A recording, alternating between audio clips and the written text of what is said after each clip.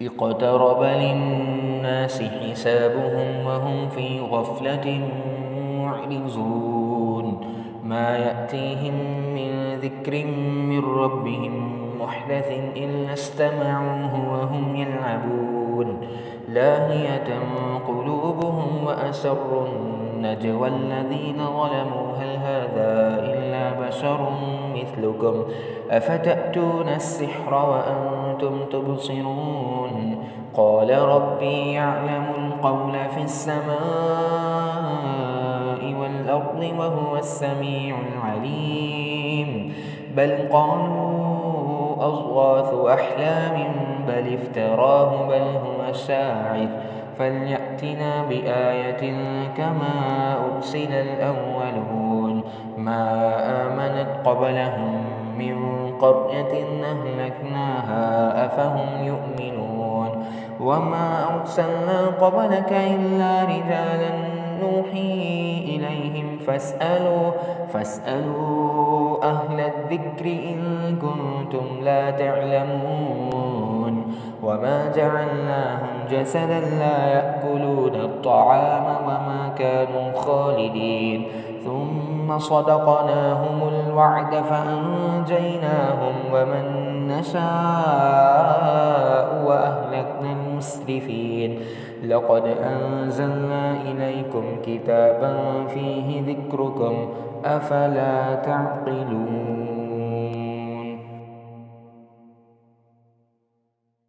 نحمده ونصلي على رسوله الكريم أما بعد فأعوذ بالله من الشيطان الرجيم بسم الله الرحمن الرحيم رب اشرح لي صدري ويسر لي أمري واحلل عقدة من لساني يفقهوا قولي رب زدني علما رب زدني علما اللهم فقهنا في الدين اللهم فقهنا في الدين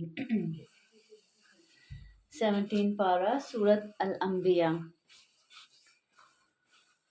بسم اللہ الرحمن الرحیم اقترب للناس حسابهم وهم فی غفلت معرضون لوگوں کے لیے ان کا حساب بہت قریب آ گیا اور وہ بڑی غفلت میں منہ موڑنے والے ہیں۔ اللہ تعالیٰ فرما رہے ہیں لوگوں کے حساب کا دن قریب آ لگا ہے لیکن وہ کیا ہے غفلت میں ہی منہ موڑے ہوئے ہیں۔ ہر وہ دن قیامت سے قریب ہوتے جا رہے ہیں نا، انسان کس کے قریب ہوتا جا رہا ہے دن بدن، ہر گزرتے دن کے ساتھ ساتھ ہم کس کے قریب ہو رہے ہیں؟ قیامت کے قریب ہو رہے ہیں، اپنی موت کے قریب ہو رہے ہیں۔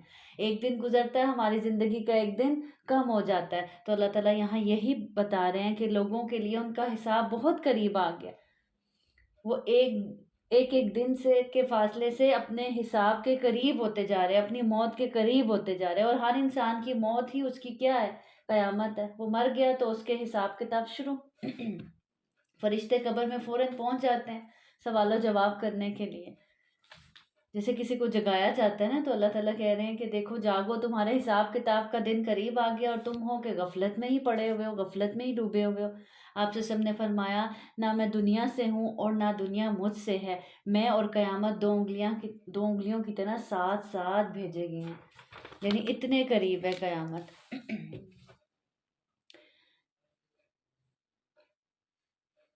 اسی طرح ایک حدیث میں آتا ہے، سیدہ عائشہ رضی اللہ عنہ بیان کرتی ہیں کہ بہت سے دیہاتی رسول صلی اللہ علیہ وسلم کے پاس آتے اور دریافت کرتے کہ قیامت کب ہوگی۔ آپ ان لوگوں میں جو سب سے کم عمر ہوتا ہے اس کی طرف دیکھتے، پھر فرماتے اگر یہ بچہ زندہ رہا تو اس کے بوڑھا ہونے سے پہلے تمہاری قیامت آ جائے گی، یعنی تم مر جاؤ گے۔ ان کے پاس ان کے رب کی طرف سے کوئی نصیحت نہیں آتی جو نہیں ہو، مگر وہ اسے مشکل سے سنتے ہیں اور وہ کھیل رہے ہوتے ہیں۔ اللہ تعالیٰ کہہ رہے ہیں جو بھی اللہ کی طرف سے نصیحت آتی ہے، آیات پڑھ کر سنائی جاتی ہیں، لیکن یہ کیا کرتے ہیں؟ اول تو سنتے نہیں، سنتے ہیں تو بڑی مشکل سے سنتے ہیں اور اس کو ہنسی مذاق میں ٹال دیتے ہیں۔ اور دیکھیں بالکل ایگزیکٹ ہمارا ہی حال بتایا جا رہا ہے نا، کہ ہم کیسے اول تو اس قرآن کے معاملے میں، اللہ کی نصیحت کے معاملے میں ہم سیریس ہوتے ہی نہیں، سننے کو آتے ہی نہیں، اور اگر سن لیں تو پھر اس کو ایسے ہی ہنسی مذاق میں ٹال دیتے ہیں، اس کو اتنا سیریس لیتے ہی نہیں۔ اس حال میں کہ ان کے دل غافل ہوتے ہیں، اور ان لوگوں نے خفیہ سرگوشی کی جنہوں نے ظلم کیا تھا۔ یہ تم جیسے ایک بشر کے سوا ہے کیا؟ تو کیا تم جادو کے پاس آتے ہو حالانکہ تم دیکھ رہے ہو؟ اب یہ کفار مکہ کس کو کہتے تھے؟ نبی کریم صلی اللہ علیہ وسلم کو کہتے تھے نا۔ اس نے کہا میرا رب آسمان اور زمین میں ہر بات کو جانتا ہے، اور وہی سب کچھ سننے والا اور سب کچھ جاننے والا ہے۔ پھر اسی طرح آگے اللہ رب العزت آیت نمبر 10 میں فرماتے ہیں لَقَدْ أَنزَلْنَا إِلَيْكُمْ كِتَابًا فِيهِ ذِكْرُكُمْ أَفَلَا تَعْقِلُونَ۔ اب پیچھے اللہ تعالیٰ نے کیا فرمایا کہ اب اللہ کی نصیحت کو سنتے ہی نہیں، سنتے ہیں تو بڑی مشکل سے سنتے ہیں، اور مشکل سے سنتے ہیں تو پھر اس کو بھی ہنسی مذاق میں کھیل کود میں ٹال دیتے ہیں۔ اب یہاں پہ اللہ تعالیٰ کہنا ہے بے شک ہم نے تمہاری طرف ایک ایسی کتاب نازل کی ہے، ایک ایسی نصیحت بھیجی ہے جس میں ذکرکم تمہارا ہی ذکر ہے، تو کیا تم سمجھتے نہیں ہو؟ تم عقل سے کام نہیں لیتے کہ یہ تو وہ کتاب ہے جس میں نے تمہارا ہی ذکر بھیجا ہے۔ آج ہمیں کہہ دیا جائے فلاں میگزین میں فلاں اخبار میں تمہارا ذکر آیا ہے تو ہم بے چین ہو جاتے ہیں، اور جس لینگویج میں آیا وہ لینگویج ہمیں سمجھ بھی نہ آ رہی ہو تو ہم لوگوں کے پاس بھاگتے ہیں کہ ہمیں پڑھ کے بتاؤ اس میں ہمارا کیا ذکر کیا گیا۔ اور قرآن جس میں اللہ تعالیٰ کہہ رہے ہیں یہ وہ کتاب ہے، یہ وہ پیغام ہے میری طرف سے، یہ وہ خط ہے میری طرف سے جو میں نے تمہیں بھیجا ہے، اس میں تمہارا ہی ذکر ہے۔ اٹھو تو صحیح، پڑھو تو صحیح، کھولو تو صحیح، اس کو سمجھو تو صحیح، تم کیوں عقل سے کام نہیں لیتے؟ اور کیا ذکر ہے اس میں؟ اب تک جو آپ نے کتاب پڑھی ماشاءاللہ 70ویں پارے پہ پہنچ گئے ہیں، ہمارا ہی ذکر ہے نا، ہمارے معاملات کا ذکر ہے، ہماری زندگی کے ایک ایک معاملے کا ذکر ہے، ایک ایک معاملے کی رہنمائی کی گئی ہے اس کتاب میں۔ پھر اسی طرح ہمارے اچھے برے اخلاق کا ذکر ہے، پھر اسی طرح اچھے برے انجام کا ذکر ہے۔ حضرت احنف بن قیس کے بارے میں آتا ہے کہ قرآن کی تلاوت سن رہے تھے، سنتے سنتے جب اس آیت پر پہنچے نا لَقَدْ أَنزَلْنَا إِلَيْكُمْ كِتَابًا فِيهِ ذِكْرُكُمْ، کہ یہ وہ کتاب ہے جس میں تمہارا ہی ذکر ہے، تو گھر لوٹے تو قرآن کو پڑھنا شروع کر دیا کہ دیکھوں میرا ذکر مجھے کہاں ملتا ہے۔ پھر جب وہ سورۃ توبہ کی اس آیت پر پہنچے کہ کچھ ایسے ہیں جنہوں نے اپنے گناہوں کا اعتراف کیا اور انہوں نے ملے جلے عمل کیے، کچھ برے، اللہ سے امید ہے کہ ان کے حال پر نظر کرم کریں، تو کہنے لگے کہ بے شک مجھے اپنا ذکر مل گیا ہے۔ تو کیا کبھی ہم نے اس قرآن کو اس نیت سے پڑھا؟ کھولیں ہم ڈھونڈیں ہمارا ذکر کہاں ہے، کن آیات میں ہمارا ذکر کیا گیا، ہم کون سی کیٹیگری میں آتے ہیں؟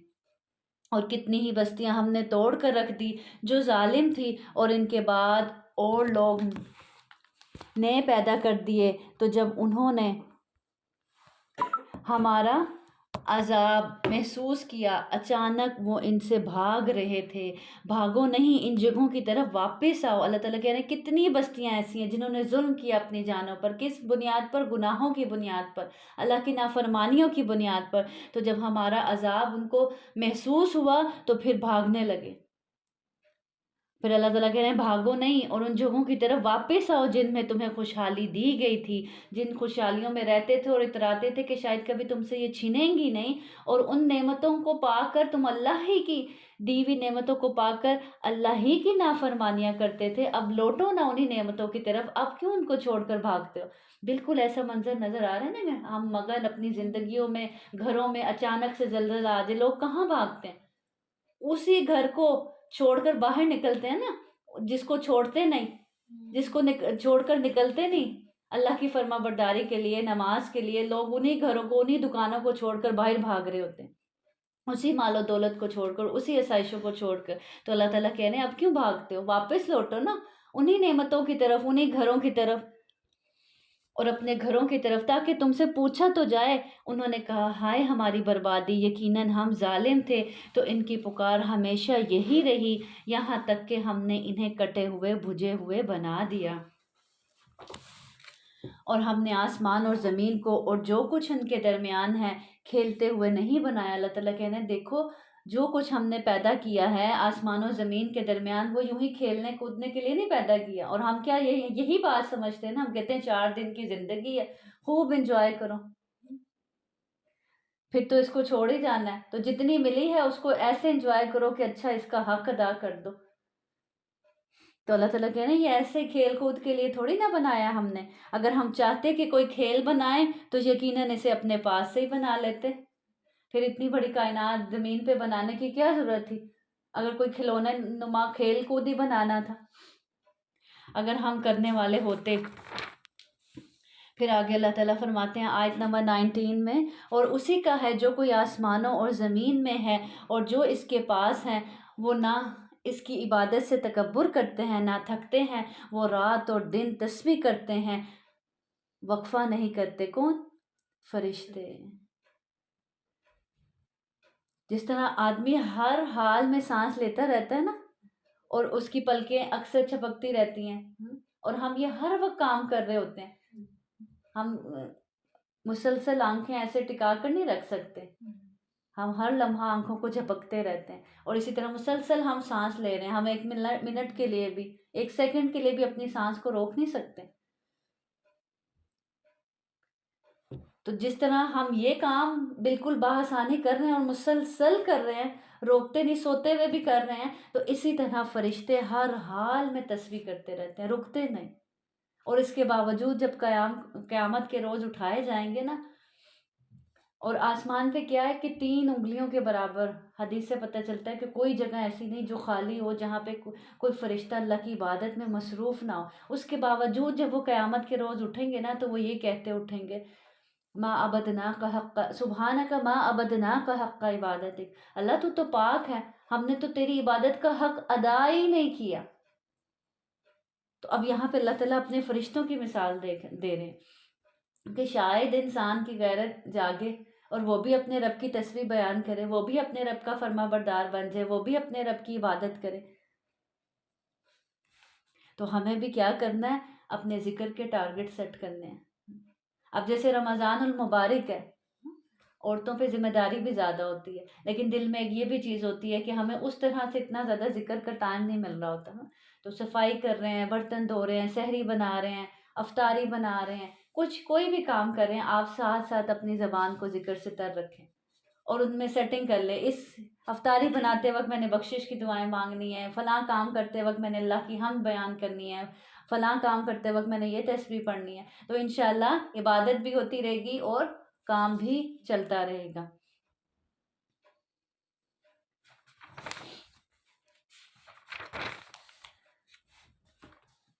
پھر اسی طرح آیت نمبر 26 میں اللہ تعالیٰ فرماتے ہیں، اور انہوں نے کہا رحمان نے کوئی اولاد بنا رکھی ہے، وہ پاک ہے، بلکہ وہ بندے ہیں جنہیں عزت دی گئی ہے، وہ بات کرنے میں اس سے پہل نہیں کرتے اور وہ اس کے حکم کے ساتھ ہی عمل کرتے ہیں۔ اب یہ مشرکین کا یہاں پہ رد کیا جا رہا ہے جو کیا کہتے تھے کہ فرشتے کیا ہیں؟ اللہ کی بیٹیاں ہیں۔ تو اللہ تعالیٰ یہاں کیا فرما رہے ہیں کہ وہ بندے ہیں جنہیں عزت دی گئی ہے، وہ بات کرنے میں اس سے پہل نہیں کرتے، اللہ سے پہل نہیں کرتے، اللہ جو انہیں حکم دیتا ہے وہ فوراً اس کو بجا لاتے ہیں، اور وہ جو کام بھی کرتے ہیں اس کے حکم سے ہی کرتے ہیں۔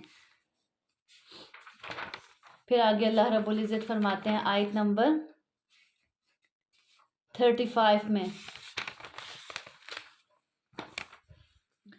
کل نفس ذائقۃ الموت ونبلوکم بالشر والخیر فتنہ والینا ترجعون، ہر جان موت کا مزہ چکھنے والی ہے۔ پیچھے اس صورت کا سٹارٹ کس بات سے اللہ تعالیٰ نے کیا کہ تمہاری موت کا وقت، قیامت کا وقت قریب آ لگا ہے، تمہارے حساب کتاب کا وقت قریب آ لگا ہے، لیکن تم کیا ہو؟ تم غفلت میں ہی پڑے ہوئے ہو۔ اب یہاں پہ اللہ تعالیٰ فرما رہے ہیں ہر جان کو موت کا مزہ چکھنا ہے، تو ہر جان نے اگر وہ مزہ چکھنا ہے تو اس سے پہلے اپنے مرنے کی تیاری کر لے۔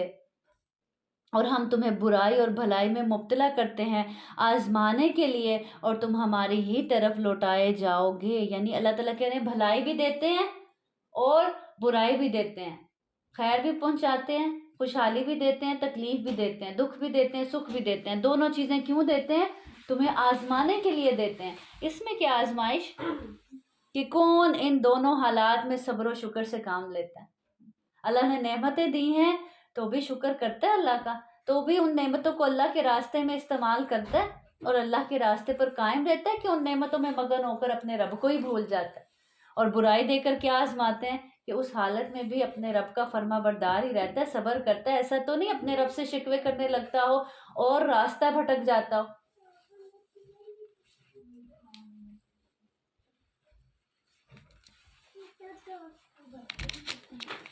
اور اسی طرح یہ جو بات کی گئی کل نفس ذائقۃ الموت، ہر جان کو موت کا مزہ چکھنا ہے، موت کی سختیاں برحق ہیں۔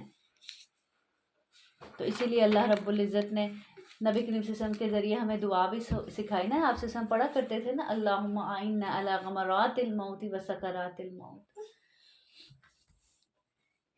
اسی طرح آیت نمبر 37 میں اللہ تعالیٰ فرماتے ہیں خلق الانسان من عجل سأریکم آیاتی فلا تستعجلون، انسان سراسر جلد باز پیدا کیا گیا ہے، میں عنقریب تمہیں اپنی نشانیاں دکھاؤں گا، سو مجھ سے جلدی کا مطالبہ نہ کرو۔ اللہ تعالیٰ کیا فرما رہے ہیں، انسان کیا پیدا کیا گیا ہے، جلد باز پیدا کیا گیا، یعنی انسان کی فطرت میں جلد بازی ہے، تو اس کو اس جلد بازی کو کہاں رکھنا چاہیے، کس جگہ استعمال کرنا چاہیے، نیکی کے کاموں میں استعمال کرنا چاہیے اس جلد بازی کو۔ اور ہم اس جلد بازی کو کہاں استعمال کرتے،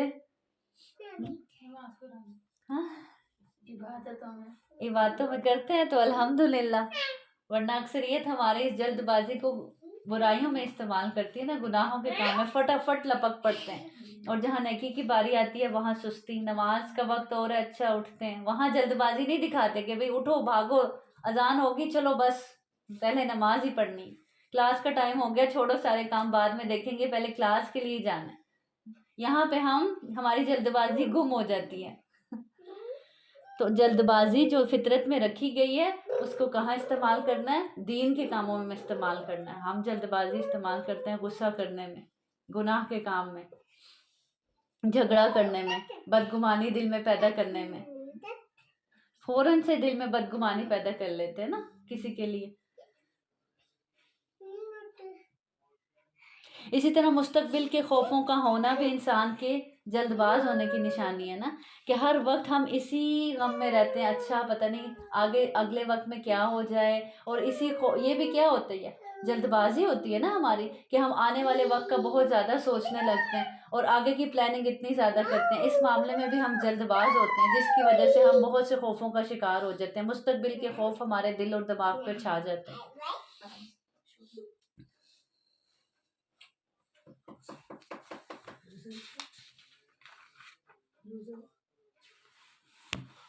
تو کچھ لوگوں کی طبیعتوں میں اللہ رب العزت نے تحمل مزاجی رکھ دی ہے اور کچھ کو لانی پڑتی ہے، تو ہم دیکھ لیں اگر ہمارے مزاج میں تحمل مزاجی نہیں ہے تو ہمیں اس کو کیا کرنا ہے، پیدا کرنا ہے۔ اور بعض اوقات ہم اپنی اس جلد بازی کی وجہ سے بہت سی شرمندگی اٹھاتے ہیں، پہلے کسی کی پوری طرح بات سنتے ہی نہیں، وہ کیا کہہ رہا ہے، اور جلد بازی سے خود بول دیتے ہیں اور خود فیصلہ سنا دیتے ہیں، اور جب پوری بات پتہ چلتی ہے تو پھر شرمندہ ہوتے ہیں اور کہتے ہیں او مجھے پتہ ہی نہیں، میں نے پوری بات سنی ہی نہیں۔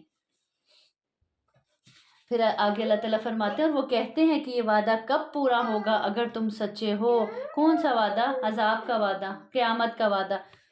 کاش وہ لوگ جنہوں نے کفر کیا اس وقت کو جان لیں جب وہ نہ اپنے چہروں سے آگ کو روک سکیں گے اور نہ اپنی پیٹھوں سے، اور نہ ان کی مدد کی جائے گی۔ اللہ تعالیٰ فرما رہے ہیں کاش وہ لوگ جنہوں نے کفر کیا اس وقت کو جان لیں، ابھی تو کہتے ہیں کہ یہ وعدہ کب پورا ہوگا، کاش اس وقت کو محسوس کر لیں، اس وقت کو جان لیں آج اس دنیا میں جب وہ نہ اپنے چہروں سے آگ کو روک سکیں گے اور نہ اپنی پیٹھوں سے، اور نہ ان کی مدد کی جائے گی۔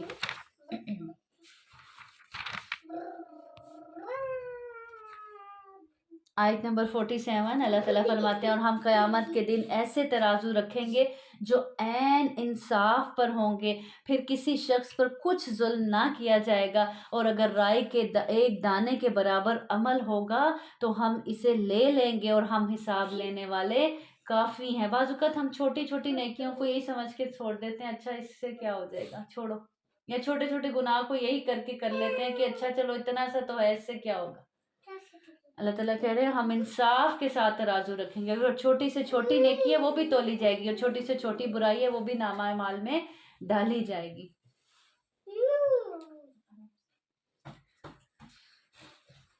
آپ سے سب نے فرمایا 5 چیزیں کیا ہی خوب ہیں اور وزن میں بھی بھاری ہیں، کیا لا الہ الا اللہ، سبحان اللہ، اللہ اکبر، الحمدللہ، اور وہ اولاد جو فوت ہو جائے اور وہ اس پر صبر کرے، یہ 5 چیزیں کیا ہیں؟ بہت بھاری ہیں وزن میں۔ تو جیسے پیچھے ذکر کی بات کی گئی، تو رمضان بھی ہے، چلتے پھرتے لا الہ الا اللہ، سبحان اللہ، الحمدللہ، اللہ اکبر، تو ہر چیز میزان میں تولی جائے گی۔ آپ سے سب نے فرمایا جس نے اللہ پر ایمان کے ساتھ اور ثواب کے وعدے پر یقین رکھتے ہوئے گھوڑا اللہ کے راستے میں وقف کیا، کس کے ساتھ؟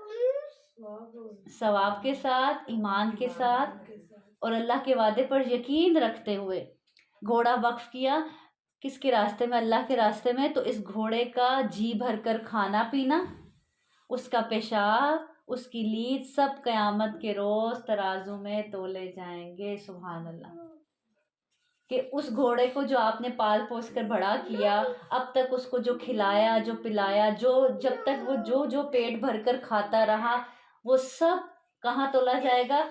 ترازو میں، یہاں تک کہ اس کا پیشاب، اس کی لید، یہ بھی تولی جائے گی۔ کیوں؟ کیونکہ وہ صفائی کرتا تھا نا یہ سب۔ تو اللہ ایسے قدردان ہے۔ تو ایسے جو ہماری اولاد ہے، اگر ہم انہیں آخرت کے لیے پالتے ہیں، اس لیے پالتے ہیں، اس لیے ان کی تربیت کرتے ہیں کہ ہمیں ان کو اللہ کا بنانا ہے، یہ اللہ کے بندے، ہمیں ان کو اللہ سے جوڑنا ہے، اپنے لیے بہترین صدقہ جاریہ بنانا ہے، ان کو اللہ کے راستے کے لیے تیار کرنا ہے۔ تو ان کی بھی، ہماری بھی جو ایک ایک ایفرٹ جو ہم ان پر کر رہے ہیں نا، وہ بھی انشاءاللہ قیامت کے روز ترازو میں تولی جائے گی۔ کتنی خوبصورت حدیث ہے یہ۔ تو پھر آج کے بعد جو بھی بچوں کے ساتھ کریں گے، اسی سوچ سے کیجیے گا کہ اللہ تعالیٰ آپ کی خاطر کر رہی ہوں، آپ سے اجر لینا ہے، ان بچوں کو آپ کے راستے کے لیے تیار کر رہی ہوں۔ اس طرح جو ان پہ آپ ایفرٹ کر رہے ہیں، جو ان کو کھلا رہے ہیں، جو پلا رہے ہیں، جو محنت کر رہے ہیں، جو مشقت کر رہے ہیں، وہ سب قیامت کے روز ترازو میں کیا کیا جائے گا؟ تولا جائے گا۔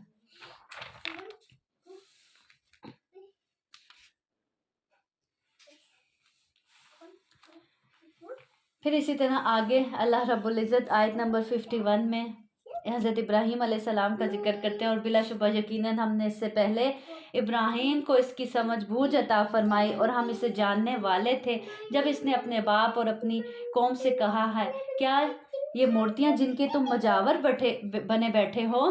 انہوں نے کہا، ہم نے اپنے دادا کو انہی کی عبادت کرنے والا پایا۔ کہا، بلا شبہ یقیناً تم اور تمہارے باپ دادا کھلی گمراہی میں تھے۔ انہوں نے کہا، کیا تو ہمارے پاس حق لایا ہے یا کھیلنے والوں میں سے ہیں یا ہم سے مذاق کر رہا ہے؟ کہا، بلکہ تمہارا رب آسمانوں اور زمین کا رب ہے، جن چیزوں کو تم پوجتے ہو وہ تمہارا رب نہیں ہے، بلکہ ان سب چیزوں کو بنانے والا تمہارا رب ہے، جس نے انہیں پیدا کیا ہے، اور میں اس پر گواہی دینے والا ہوں۔ کس نے کہا؟ حضرت ابراہیم علیہ السلام نے۔ اور اللہ کی قسم، میں ضرور ہی تمہارے بتوں کی خفیہ تدبیر کروں گا، اس کے بعد کہ تم پیٹ پھیر کر چلے جاؤ گے۔ یہ کب کہا؟ انہوں نے اپنے دل میں ہی کہا۔ پس اس نے انہیں ٹکڑے ٹکڑے کر دیا، سوائے ان کے ایک بڑے کے، تاکہ وہ اسی کی طرف رجوع کرے۔ انہوں نے کہا، ہمارے معبودوں کے ساتھ یہ کس نے کیا؟ بلا شبہ وہ یقیناً ظالموں سے ہے۔ لوگوں نے کہا، ہم نے ایک جوان کو سنا ہے، وہ ان کا ذکر کرتا ہے، یعنی وہی ان کو برا بھلا کہتا تھا، وہی کہتا تھا کہ ان بتوں کی عبادت نہ کرو، اسی نے کیا ہوگا، اسے ابراہیم کہا جاتا ہے۔ انہوں نے کہا، پھر اسے لوگوں کی آنکھوں کے سامنے لاؤ تاکہ وہ گواہ ہو جائیں۔ انہوں نے کہا، کیا تو نے ہی ہمارے معبودوں کے ساتھ یہ کیا ہے اے ابراہیم؟ اس نے کہا، بلکہ اس بڑے نے یہ کیا ہے، سو ان سے پوچھ لو اگر وہ بولتے ہیں۔ اب بڑے کو چھوڑ دیا تھا نا، سب سے بڑے بت کو چھوڑ دیا تھا اور کلہاڑا اسی کے پاس رکھ دیا تھا۔ کہا، یہ تمہارا سب سے بڑا، اسی سے پوچھو، اسی نے تو نہیں کیا؟ تو وہ اپنے دلوں کی طرف لوٹے اور کہنے لگے، یقیناً تم خود ہی ظالم ہو۔ دل میں خیال آیا کہ واقعی ہم کس کو پوچھتے ہیں، اور یہ کیا بھی کس لیے تھا ابراہیم علیہ السلام نے؟ تاکہ ان کی عقل کو جگایا جا سکے کہ جن کو یہ پوچھتے ہیں وہی اپنے آپ کا بچاؤ نہیں کر پائے، اور ان کا بڑا ان چھوٹوں کو نہیں، بتوں کو بچا پایا، تو یہ ان کی کیا مدد کر سکتے ہیں جن کی یہ عبادت کرتے ہیں، جن کے یہ مجاور بنے بیٹھے ہیں، جن کو یہ پوجتے ہیں۔ اور آج دیکھیں، جو انسان بھی شرک کرتا ہے اس کی عقل پر ایسے پردہ پڑا ہوا ہے نا، کہ وہ سمجھتے ہی نہیں ہیں کہ ہم کر کیا رہے ہیں۔ پھر وہ اپنے سروں پر الٹے کر دیے گئے۔ بلا شبہ یقیناً تو جانتا ہے کہ یہ بولتے نہیں۔ کیا کہنے لگے؟ کہ تم تو جانتے ہو کہ یہ بولتے نہیں، اگر جانتے ہیں یہ بولتے نہیں تو پھر عقل سے کام لینا چاہیے نا، پھر کیوں ان کو پوجتے ہیں؟ کہا پھر کیا تم اللہ کے سوا اس چیز کی عبادت کرتے ہو جو نہ تمہیں نفع پہنچاتی ہے اور نہ تمہیں نقصان پہنچاتی ہے؟ اف ہے تم پر اور ان چیزوں پر جن کی تم اللہ کے سوا عبادت کرتے ہو، تو کیا تم سمجھتے نہیں؟ انہوں نے کہا اسے جلا دو اور اپنے معبودوں کی مدد کرو۔ بھلا معبودوں کی بھی مدد کی جاتی ہے؟ اپنی باتیں جو کر رہے ہیں وہ خود ہی عقل سے کام نہیں لے رہے کہ ہم بول کیا رہے ہیں۔ کہہ رہے ہیں کہ اگر تم اپنے معبودوں کی مدد کرنے والے ہو تو اس کو جلا دو۔ معبود تو اپنا خود ہی بدلہ لے سکتا ہے، اس کو سہاروں کی ضرورت تو نہیں ہوتی۔ اگر تم کرنے والے ہو، ہم نے کہا اے آگ تو ابراہیم پر سراسر ٹھنڈی اور سلامتی بن جا۔ قلنا یا نار کونوا بردا وسلاما علی ابراہیم، اور انہوں نے اس کے ساتھ ایک چال کا ارادہ کیا تو ہم نے انہی کو انتہائی خسارے والا کر دیا۔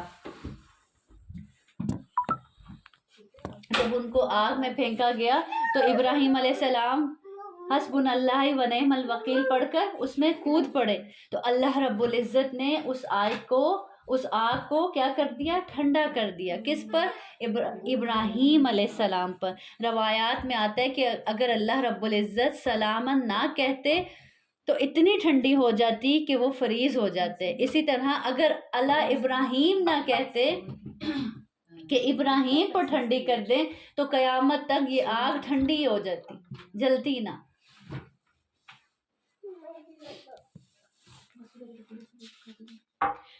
تو چالیں چلنے والے اپنی چالیں چلتے ہیں، لیکن اللہ رب العزت اپنے بندوں کو بچا لیتے ہیں۔ تو ہمیشہ کس پر توکل کرنا چاہیے؟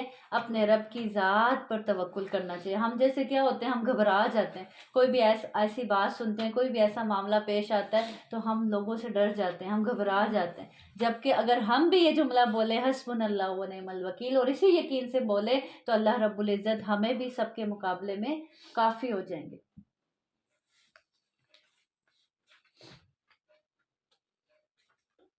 اسی طرح چڑیا کے بارے میں آتا ہے کہ جب وہ آگ جلائی جا رہی تھی تو چڑیا اپنی چونچ میں پانی لے کر جا رہی تھی آگ بجھانے کے لیے۔ اس سے کسی نے پوچھا کہ کیا تمہاری اس چونچ بھر پانی سے آگ خشک ہو جائے گی، آگ بجھ جائے گی؟ تو اس نے کہا تھا نہیں، بجھ تو نہیں سکتی، لیکن میں قیامت کے روز اللہ تعالیٰ کو جواب تو دے سکوں گی نا کہ اللہ تعالیٰ میری جتنی ایفرٹ تھی، میں جتنا کر سکتی تھی میں نے اتنی کوشش کی۔ بعض اوقات ہم یہی سوچ کے کہ میری اتنی سی کوشش سے کیا ہوگا، میری اتنی سی آواز اٹھانے سے کیا ہوگا۔ آج جو فلسطین کا حال ہو رہا ہے، ہم یہی کہتے ہیں نا اچھا میرے بائیکاٹ کر دینے سے کیا ہو جائے گا، باقی سب تو لے رہے ہیں، یا میرے آواز اٹھانے سے اکیلی کے کیا ہوگا، باقی سب تو سوئے ہوئے ہیں۔ لیکن ہم تو کہہ سکیں گے نا اللہ تعالیٰ ہم جو کر سکتے تھے ہم نے کیا۔ اور اسی طرح حدیث میں آتا ہے، سیدہ عائشہ رضی اللہ عنہا بیان کرتی ہیں کہ رسول صلی اللہ علیہ وسلم نے فرمایا چھپکلی کو قتل کر دیا کرو، کیوں؟ کیونکہ وہ ابراہیم علیہ السلام کی آگ میں اسے تیز کرنے کے لیے پھونکے مارتی تھی، چنانچہ سیدہ عائشہ رضی اللہ عنہا انہیں مار دیا کرتی تھی۔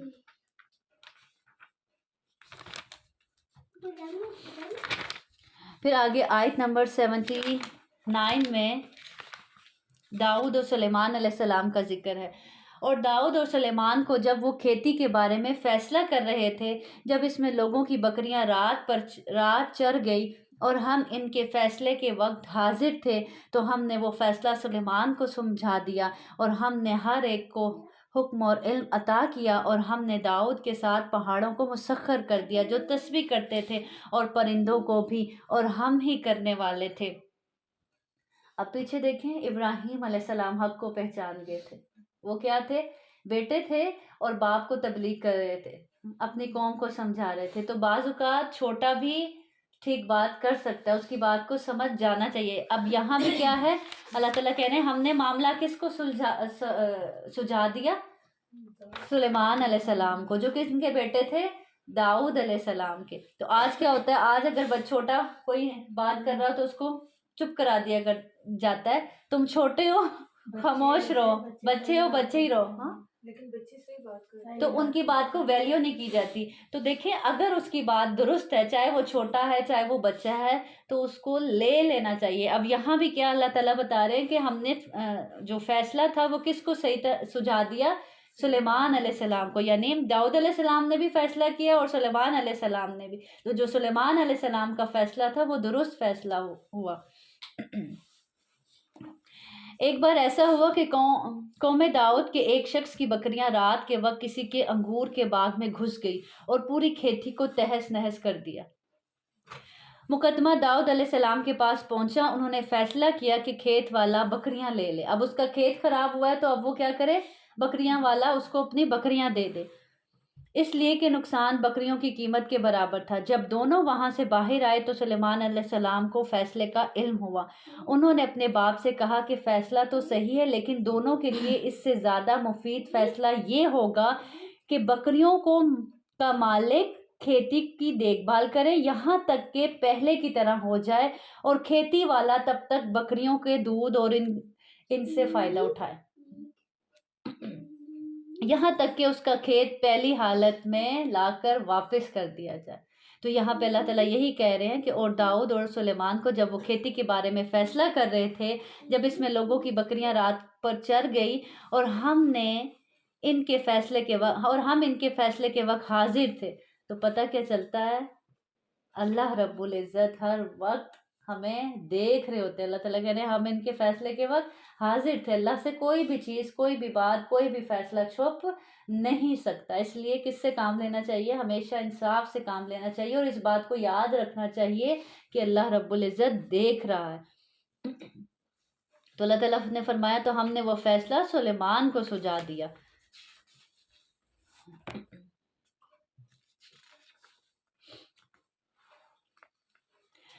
اور ہم نے اسے تمہارے لیے زرہ بنانا سکھایا تاکہ وہ تمہاری لڑائی سے تمہارا بچاؤ کریں، تو کیا تم شکر کرنے والے ہو؟ اور سلیمان کے لیے ہوا کو مسخر کر دیا جو تیز چلنے والی تھی۔ اب داؤد علیہ السلام کو اور کون سی خاصیت دی گئی تھی کہ جب وہ تلاوت کرتے تھے تو چرند پرند پہاڑ سب ان کے ساتھ تلاوت میں مصروف ہو جاتے تھے، اور یہ کیا کرتے تھے، یہ زرہیں بناتے تھے۔ لوہے کو اللہ رب العزت نے ان کے لیے نرم کر دیا تھا، یہ جیسے چاہتے تھے اس کو موڑ لیتے تھے، اور وہ جنگ کا لباس تیار کرتے تھے، زرہیں بنایا کرتے تھے۔ اور سلیمان علیہ السلام کے لیے ہم نے ہوا کو مسخر کر دیا جو تیز چلنے والی تھی، اس کے حکم سے اس زمین کی طرف چلتی تھی جس میں ہم نے برکت رکھی، اور ہم ہر چیز کو جاننے والے تھے۔ اور کئی شیطان جو اس کے لیے غوطہ لگاتے تھے اور اس کے علاوہ کام بھی کرتے تھے، اور ہم ان کے نگہبان تھے۔ اور ایوب اذ نادى ربه وأيوب اذ نادى ربه انی مسنی الضر وانت ارحم الراحمین، یہ سورۃ الانبیاء ہے، تو اس نبیوں کا ذکر کیا گیا ہے۔ پھر اب کس کا ذکر کیا جا رہا ہے؟ ایوب علیہ السلام کا، جب اس نے اپنے رب کو پکارا کہ بے شک مجھے تکلیف پہنچی ہے اور تو رحم کرنے والوں میں سب سے بڑا رحم کرنے والا۔ یہ اتنی خوبصورت دعا ہے کہ آپ کو کوئی بیماری پہنچی ہے، کوئی اذیت پہنچی ہے، کوئی کسی قسم کا دکھ پہنچا ہے، کوئی تکلیف پہنچی ہے، ہر چیز میں آپ اس کو پڑھ سکتے ہیں۔ ربی انی مسنی الضر، کتنا خوبصورت انداز ہے مانگنے کا، ہاں جیسے بچہ اپنی ماں کو بتاتا ہے نا کہ مجھے یہ تکلیف ہوئی ہے، آپ دیکھ لیں اب آپ نے کیا کرنا ہے۔ تو کتنے خوبصورت انداز میں ربی انی مسنی الضر، اللہ مجھے تکلیف پہنچی ہے، میں تکلیف میں ہوں، بہت میں اذیت میں ہوں، وانت ارحم الراحمین، لیکن تو سب رحم کرنے والوں سے بڑھ کر رحم کرنے والا ہے۔ بعض اوقات ایسی تکلیف ہوتی ہے، ایسا دکھ ہوتا ہے کہ آپ کو سمجھ ہی نہیں آتا آپ مانگیں کیا اور کیا آپ کے لیے بہتر ہوگا، تو اس میں یہ بہترین دعا ہے کہ اللہ تجھ سے بڑھ کر تو کوئی رحم کرنے والا ہے ہی نہیں، مجھے یہ دکھ پہنچا ہے، مجھے یہ تکلیف پہنچی ہے۔ فَاسْتَجَبْنَا لَهُ فَكَشَفْنَا، اللہ تعالیٰ فرماتے ہیں ہم نے اس کی دعا کو قبول کر لیا، بس اسے جو بھی تکلیف تھی دور کر دی، اور اسے اس کے گھر والے اس کے ساتھ ان کی مثل اور عطا کر دیے، اپنے پاس سے رحمت کے لیے، رحمت کے طلبگار بنے تھے، اللہ سے اس کی رحمت مانگی تھی، اللہ رب العزت کی پھر رحمت کیسی برسی کہ اللہ تعالیٰ فرما رہے ہیں کہ ہم نے اس کی بیماری بھی دور کر دی، اس کے گھر والے اور ان کے ساتھ ان کے مثل اور عطا کر دیے، یعنی جو مال و دولت جو سب کچھ چھن چکا تھا، اولاد چھوڑ کر چلی گئی تھی، سب کو واپس لوٹا دیا، بلکہ اس سے بھی زیادہ مثل مال۔ تو اللہ کی جب رحمت پھر برستی ہے، اللہ کی رحمت جب جوش میں آتی ہے تو پھر یوں ہی برستی ہے۔ اور ان لوگوں کی یاد دہانے کے لیے جو عبادت کرنے والے ہیں، جو اللہ کو پکارنے والے ہیں، ان لوگوں کی یاد دہانے کے لیے کہ اللہ رب العزت کی رحمت سے کبھی مایوس نہ ہو۔ ہم کیا کرتے ہیں، ہم ایک دن دعا کرتے ہیں، 2 دن دعا کرتے ہیں، ہم کہتے ہیں ہماری نہیں سنی جاتی، کب سے دعائیں کر رہے ہیں۔ اب یہ ایوب علیہ السلام کی تکلیف کتنا عرصہ تھی، کتنے سال، کتنے برس رہی؟ 18 برس۔ یہ چھوٹی مدت نہیں ہے۔ اور ہم مایوسی کی باتیں کرنے لگ جاتے ہیں، ہم کہتے ہیں پتہ نہیں کب ٹھیک ہوں گے یہ حالات، میرے مرنے کے بعد ہی شاید ہوں، میری زندگی میں تو ہونے والے نہیں۔ ہم فوراً سے اللہ کی رحمت سے یوں مایوس ہو جاتے ہیں۔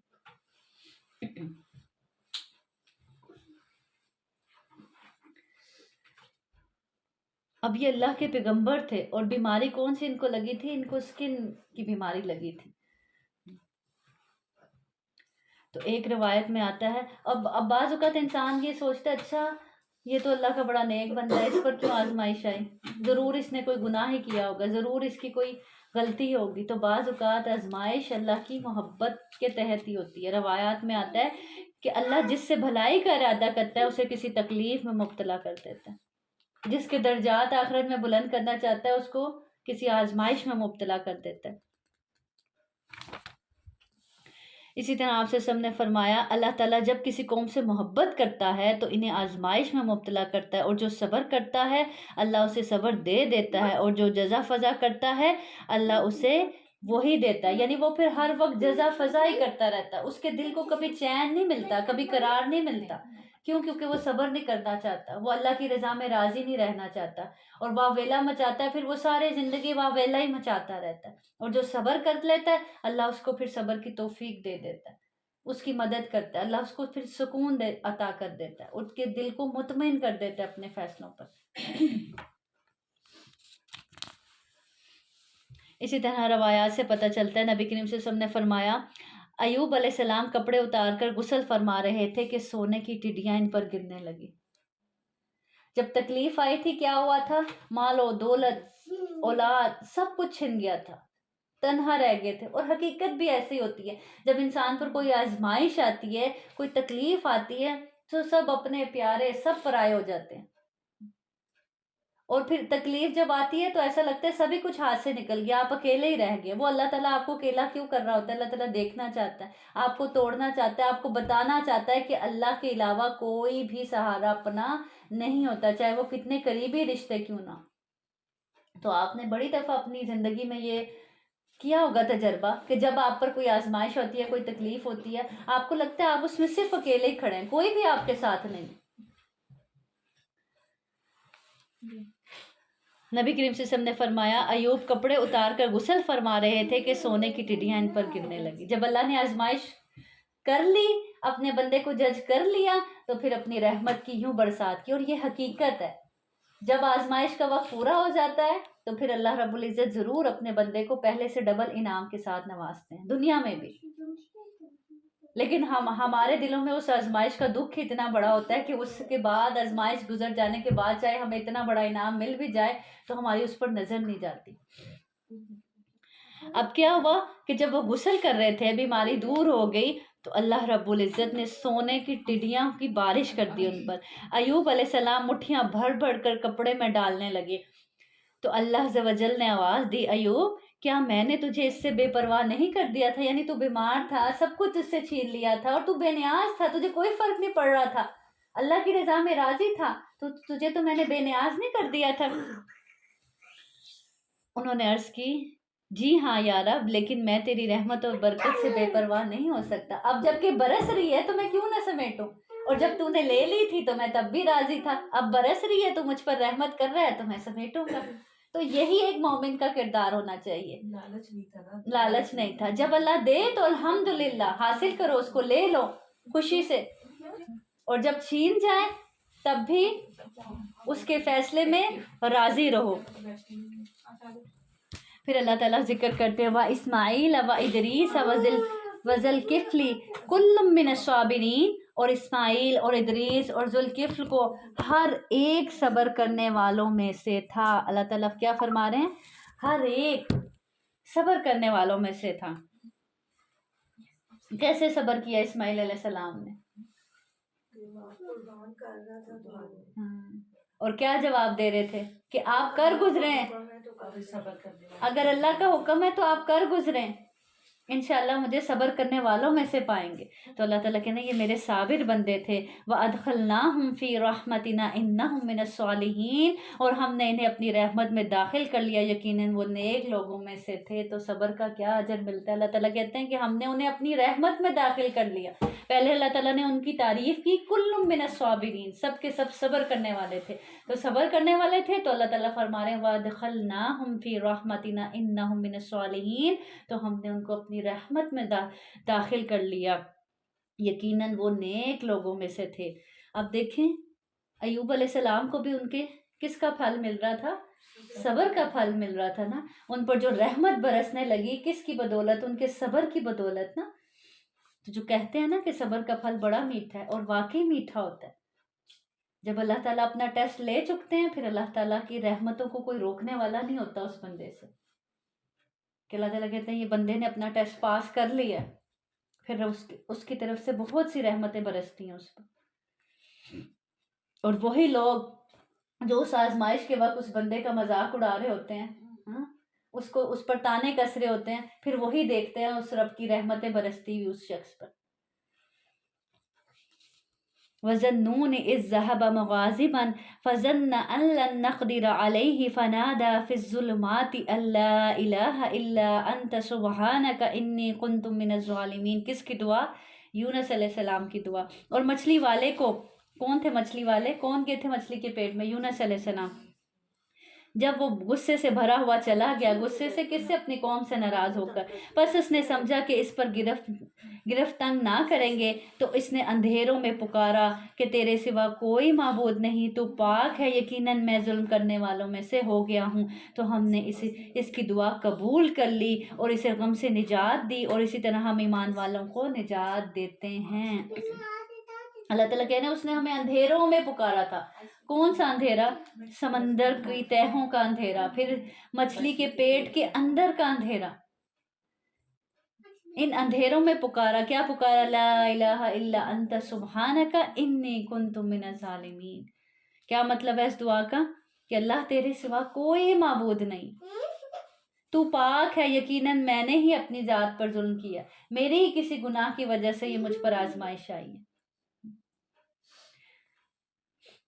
تو ہمیں بھی اپنے اندھیروں میں کس کو پکارنا ہے؟ اپنے رب کو پکارنا ہے۔ تو کبھی ان اندھیروں سے مایوس نہیں ہونا، بے شک کہیں سے روشنی کی کوئی کرن نظر نہ آ رہی ہو۔ بعض اوقات ہوتا ہے نا، ہم کہتے ہیں نہیں آزمائش تو ایسی سخت ہے کہ نکلنے کا کوئی راستہ نظر نہیں آ رہا، تب بھی اپنے رب پر یقین کہ وہ رب کوئی امیجن کر سکتا ہے کہ مچھلی کے پیٹ سے بھی کوئی زندہ باہر آ جائے، کہ مچھلی جس کو سمندر، پہلے تو جو سمندر کے اندر چلا گیا اس کو ہی نہیں امید ہوتی کہ وہ زندہ باہر آئے گا، اور پھر کوئی مچھلی کے پیٹ کے اندر چلا جائے اور وہاں سے زندہ واپس آ جائے۔ تو کبھی بھی اپنے رب کی رحمت سے نا امید نہیں ہونا چاہیے، اور رب کو جب بھی پکارنا ہے پورے یقین کے ساتھ پکارنا ہے۔ اور یہ بہت خوبصورت انداز ہے دعا کا کہ اللہ تیرے سوا تو کوئی معبود نہیں۔ مطلب کیا یہ کہنے کا کہ اللہ تو ہی میرا معبود ہے، تو ہی مجھے دینے والا ہے، تیرے سوا تو میں کسی کے در پہ نہیں جا سکتا، تو پاک ہے، ایسا نہیں ہے تو نے مجھ پر ظلم کیا ہے۔ کیا ہوتا ہے جب کوئی آزمائش آتی ہے، کوئی دکھ آتا ہے، کوئی تکلیف آتی ہے، سب سے پہلے اللہ سے شکوہ کرنے لگتا ہے نا انسان۔ تو کیا کہہ رہے ہیں؟ سبحانک، اللہ تو پاک ہے، یعنی اللہ کے ساتھ کوئی شکوہ نہیں ہے، ضرور میری کوئی غلطی ہوگی، انی کنت من الظالمین، میں ہی ظالموں میں سے ہوں، میں ہی گناہ گار ہوں۔ حدیث میں آتا ہے آپ صلی اللہ علیہ وسلم نے فرمایا جو یونس علیہ السلام کی دعا کو پڑھے گا، جو مسلمان بھی اس کے ذریعے سے دعا کرے گا، اللہ اس کی دعا قبول کرتا ہے۔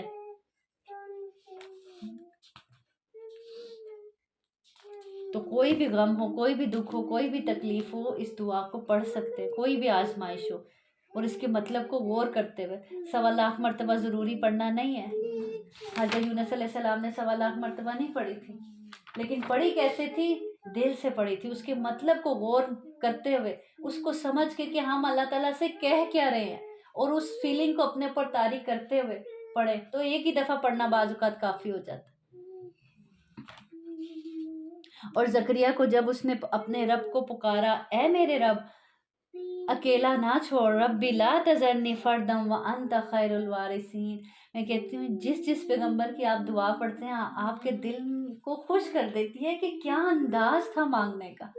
ربی لا تذرنی فردم وانت خیر الوارثین، جب بھی کبھی آپ کو خوف ہو آپ اکیلے ہی رہ جائیں گے، اس دعا کو پڑھ لیا کریں، ربی لا تذرنی فردم وانت خیر الوارثین۔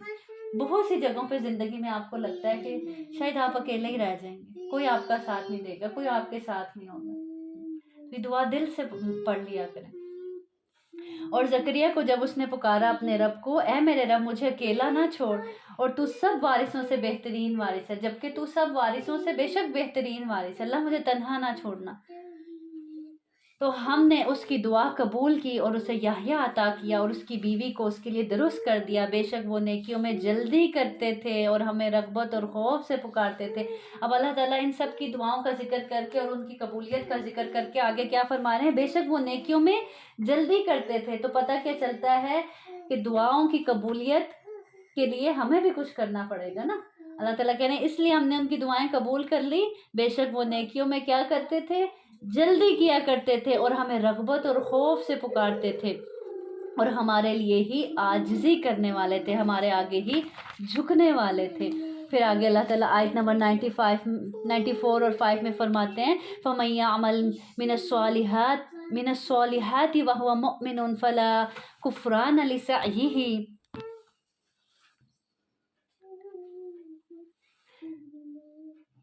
بس جو شخص کوئی نیک عمل کرے اور وہ مومن ہو تو اس کی کوشش کی کوئی ناقدری نہیں کی جائے گی، یقیناً ہم اس کے لیے لکھنے والے ہیں، اور لازم ہے اس بستی پر جسے ہم ہلاک کر دیں، بے شک وہ واپس نہیں لوٹیں گے،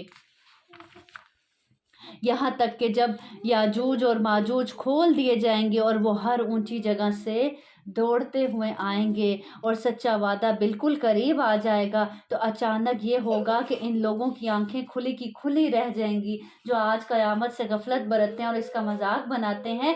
جب وہ اس کو اپنی آنکھوں سے دیکھ لیں گے، جب اللہ کا سچا وعدہ آ جائے گا تو آنکھیں کھلی کی کھلی ہی رہ جائیں گی۔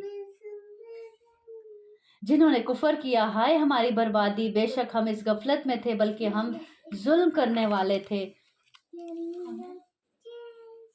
بے شک تم اور جنہیں تم اللہ کے سوا پوجتے ہو جہنم کا ایندھن ہے، تم اسی میں داخل ہونے والے ہو، اگر یہ معبود ہوتے تو اس میں داخل نہ ہوتے۔ یعنی اللہ جہنم میں ان کے معبودوں کو ان کے ساتھ، یعنی پتھر کے جو بت بناتے ہیں ان کو ان کے ساتھ جہنم میں ڈالے گا، تاکہ یہ دیکھیں کہ جن کو یہ پوچھتے تھے اگر وہ خدا ہوتے تو پھر یہ جہنم میں داخل نہ کیے جاتے، اور یہ سب اسی میں ہمیشہ رہنے والے ہیں۔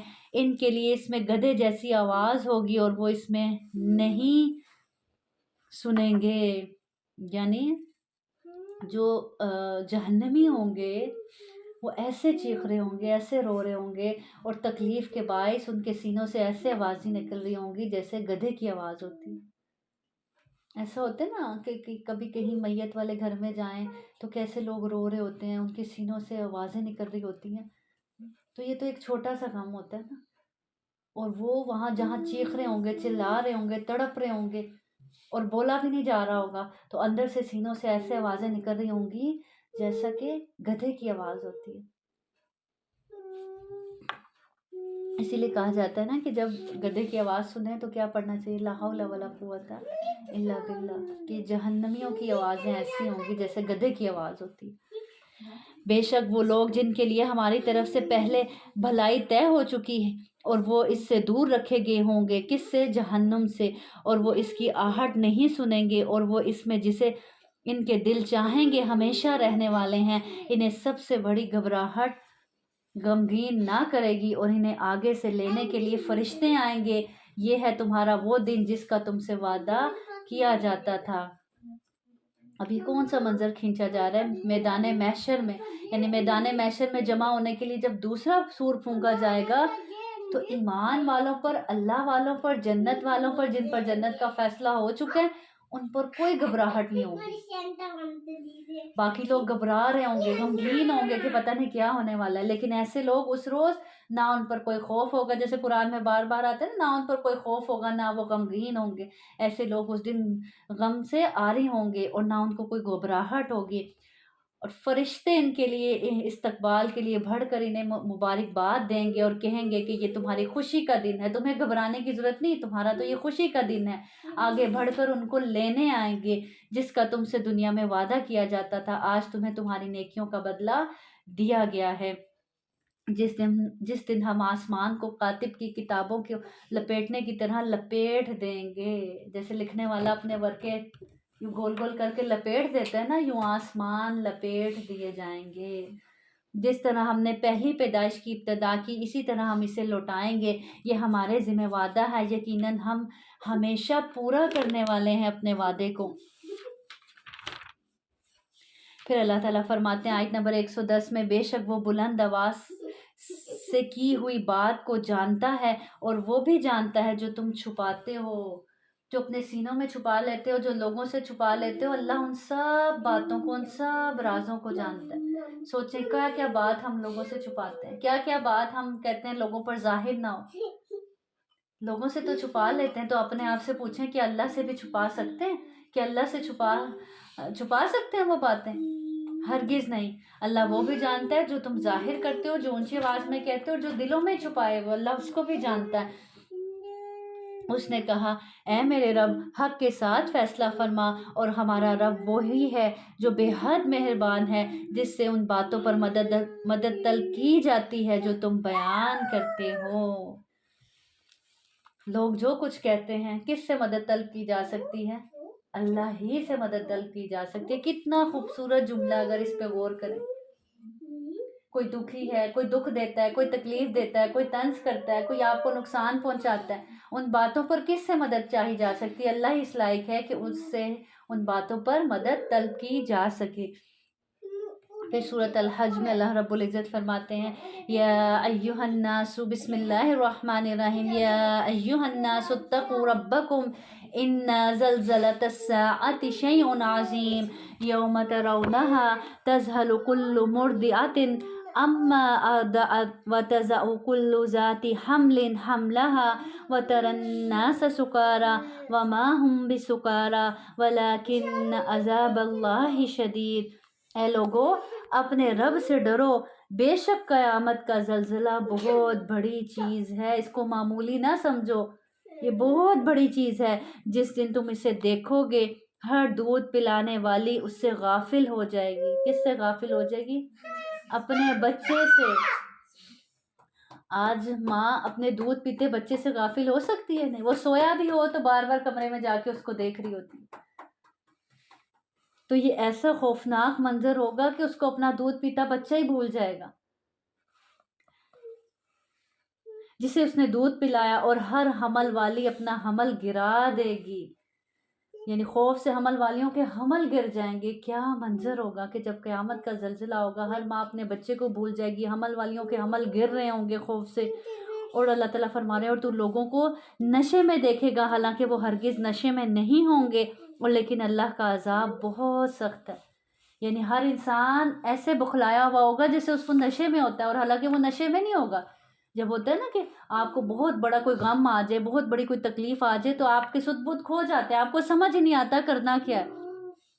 تو اللہ تعالیٰ کہہ رہے ہیں تم ان کو مدہوش دیکھو گے، حالانکہ وہ مدہوش نہیں ہوں گے، ہر آدمی اپنا ہوش ہی کھو بیٹھے گا۔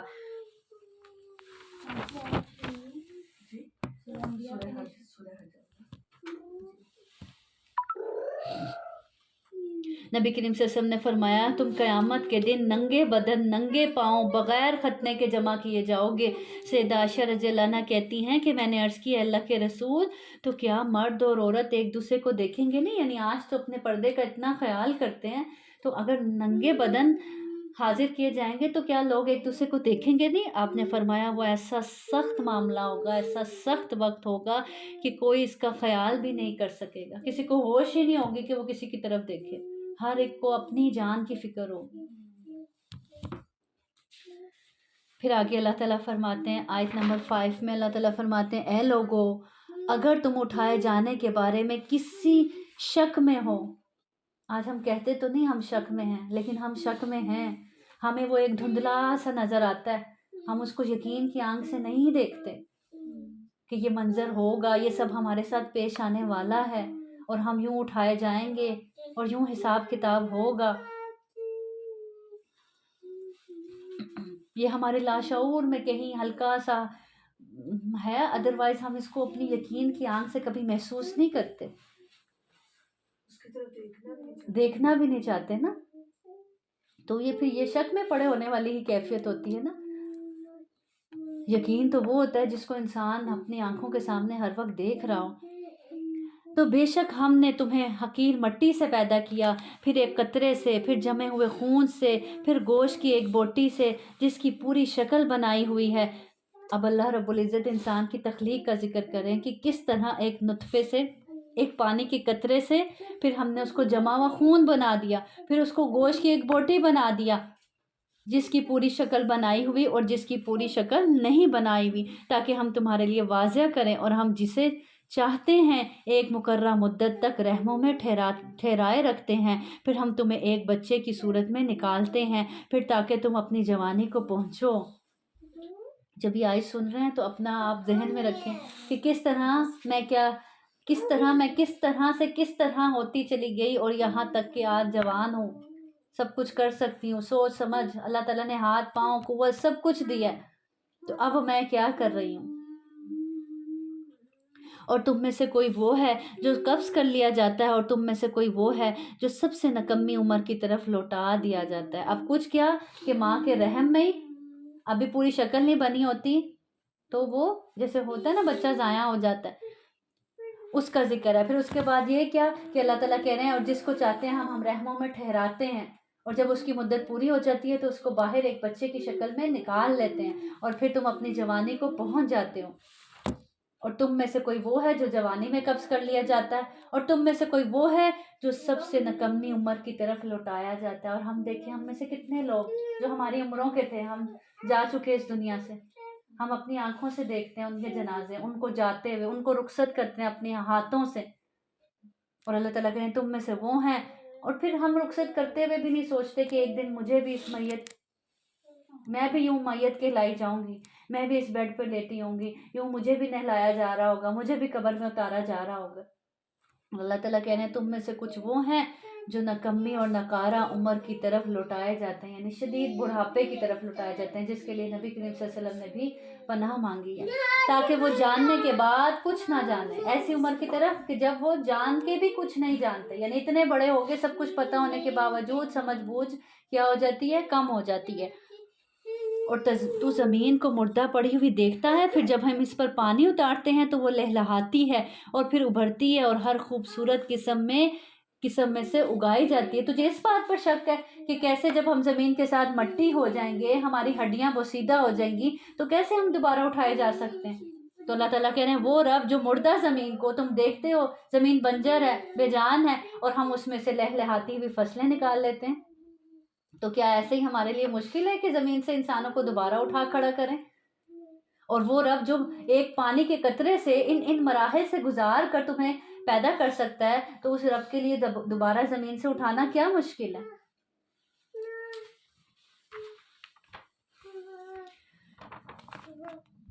قرآن نے یہ جو علم ہمیں 1400 سال پہلے دے دیا، آج وہ سائنس یہ علم دے رہی ہے.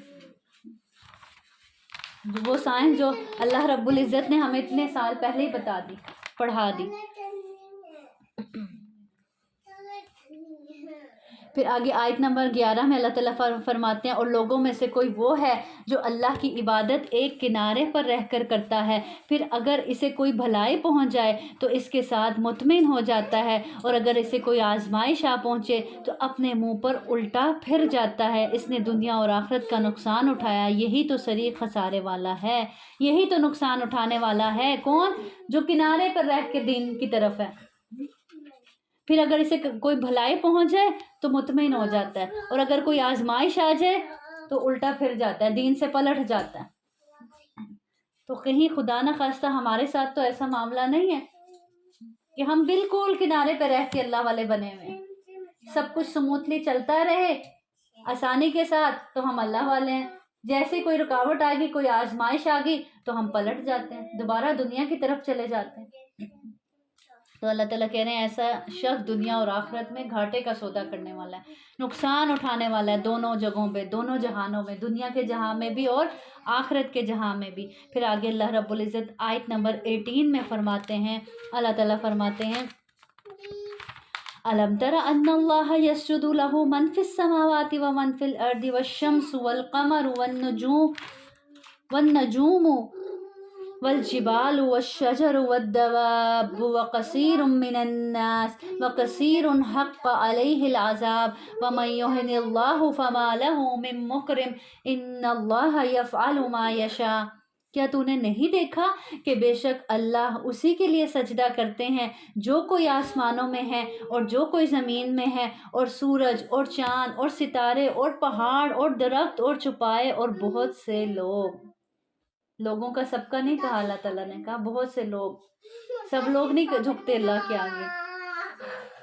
تو اللہ تعالیٰ کہہ رہے ہیں کیا تم غور نہیں کرتے کہ کائنات کی ہر چیز اللہ کے آگے جھک رہی ہے، سورج، چاند، ستارے، آسمان، زمین، سب اللہ کو سجدہ کر رہے ہیں، پہاڑ، درخت اور بہت سے انسان، اور بہت سے وہ ہیں جن پر عذاب ثابت ہو چکا ہے، اور جسے اللہ ذلیل کر دے پھر اسے کوئی عزت دینے والا نہیں، بے شک اللہ کرتا ہے جو وہ چاہتا ہے۔ اور اس آیت سے یہ بتانا بھی مقصود ہے کہ جن چیزوں کی یہ پوجا کرتے ہیں، سورج، چاند، ستاروں کو یہ پوجتے ہیں، تو وہ تو خود اللہ رب العزت کی عبادت کرتے ہیں، وہ تو خود اللہ رب العزت کو سجدہ کرتے ہیں۔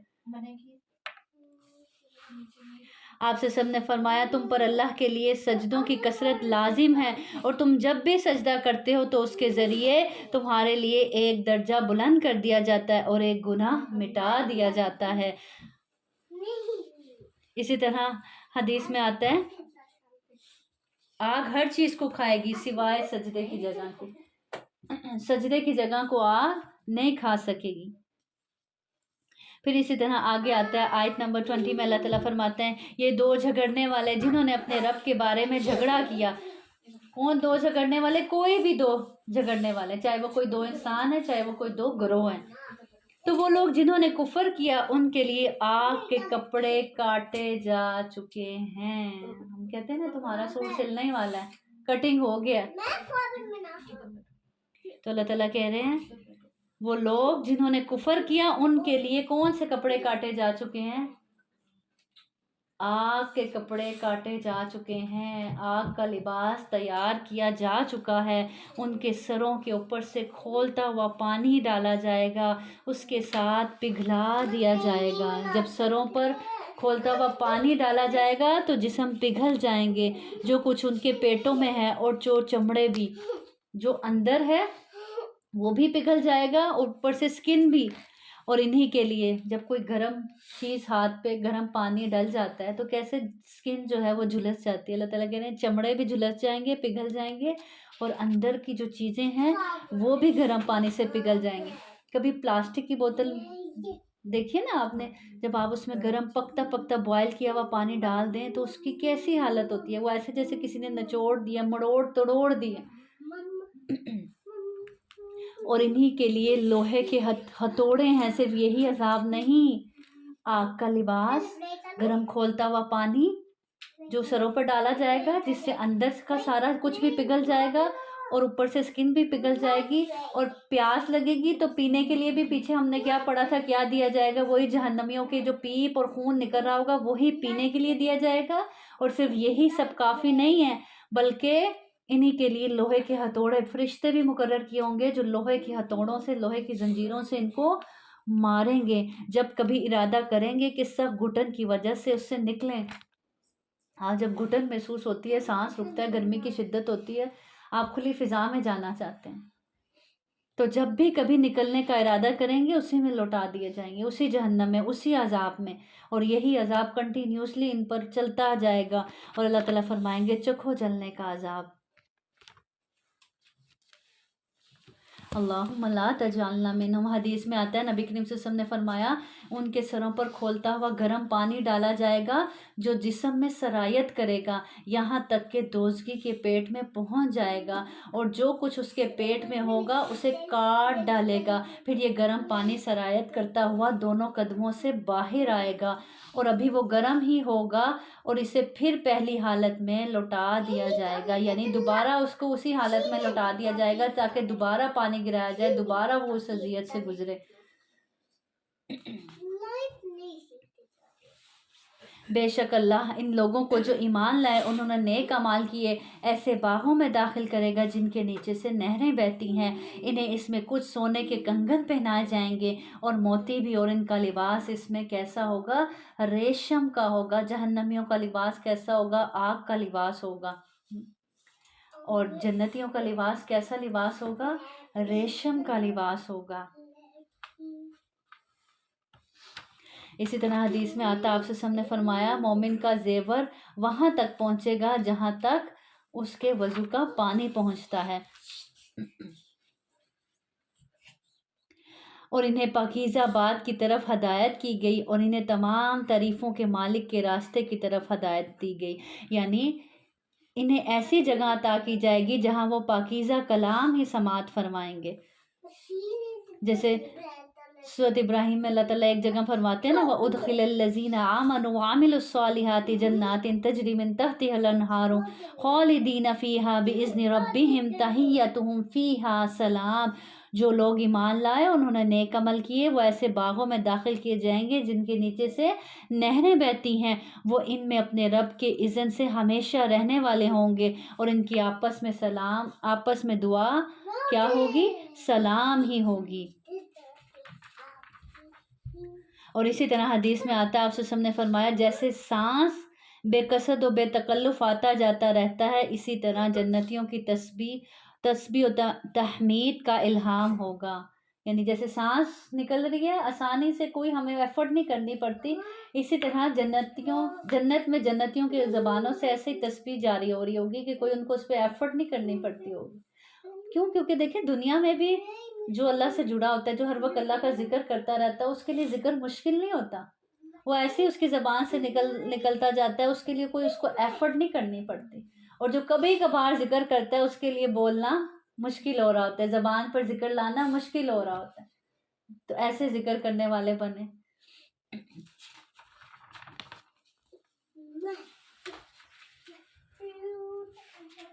اور جب ہم نے ابراہیم کے لیے بیت اللہ کی جگہ متعین کر دی، آیت نمبر 26، کہ میرے ساتھ کسی چیز کو شریک نہ کرو اور میرے گھر کو طواف کرنے والوں، قیام کرنے والوں، رکوع کرنے والوں اور سجود کرنے والوں کے لیے پاک کر۔ اللہ کس کو کہہ رہے ہیں؟ اپنے پیغمبر حضرت ابراہیم علیہ السلام کو، کہ میرے گھر کو طواف کرنے والے، نماز پڑھنے والے، رکوع و سجود کرنے والوں کے لیے کیا رکھو؟ پاک صاف رکھو۔ تو مسجد کس کا گھر ہے؟ اللہ کا گھر ہے، تو سب کا سانجھا ہے، اس لیے اس کی صفائی ستھرائی ہم سب کی ذمہ داری۔ ہم کہتے ہیں اچھا ان مسجد والے دیکھ لیں گے صفائی، ہم کہیں گند پڑا ہوتا ہے تو ہم اٹھانے کی زحمت نہیں کرتے، جوتے درست نہیں پڑے تو ان کو ٹھیک کرنے کی زحمت نہیں کرتے، الماریوں میں قرآن غلط انداز میں پڑھے ہیں اور الماریاں گندی ہیں تو ان کو صاف کرنے کی زحمت نہیں کرتے۔ تو اللہ تعالیٰ کس کو تلقین کر رہے ہیں؟ اپنے پیغمبر کو تلقین کر رہے ہیں۔ تو اللہ کے گھر کو صاف رکھنا کیا پتہ چلا کس کی سنت ہے؟ پیغمبروں کی سنت ہے، اور اللہ کے گھر کو صاف کرنے والے کا بڑا ہی مرتبہ ہے۔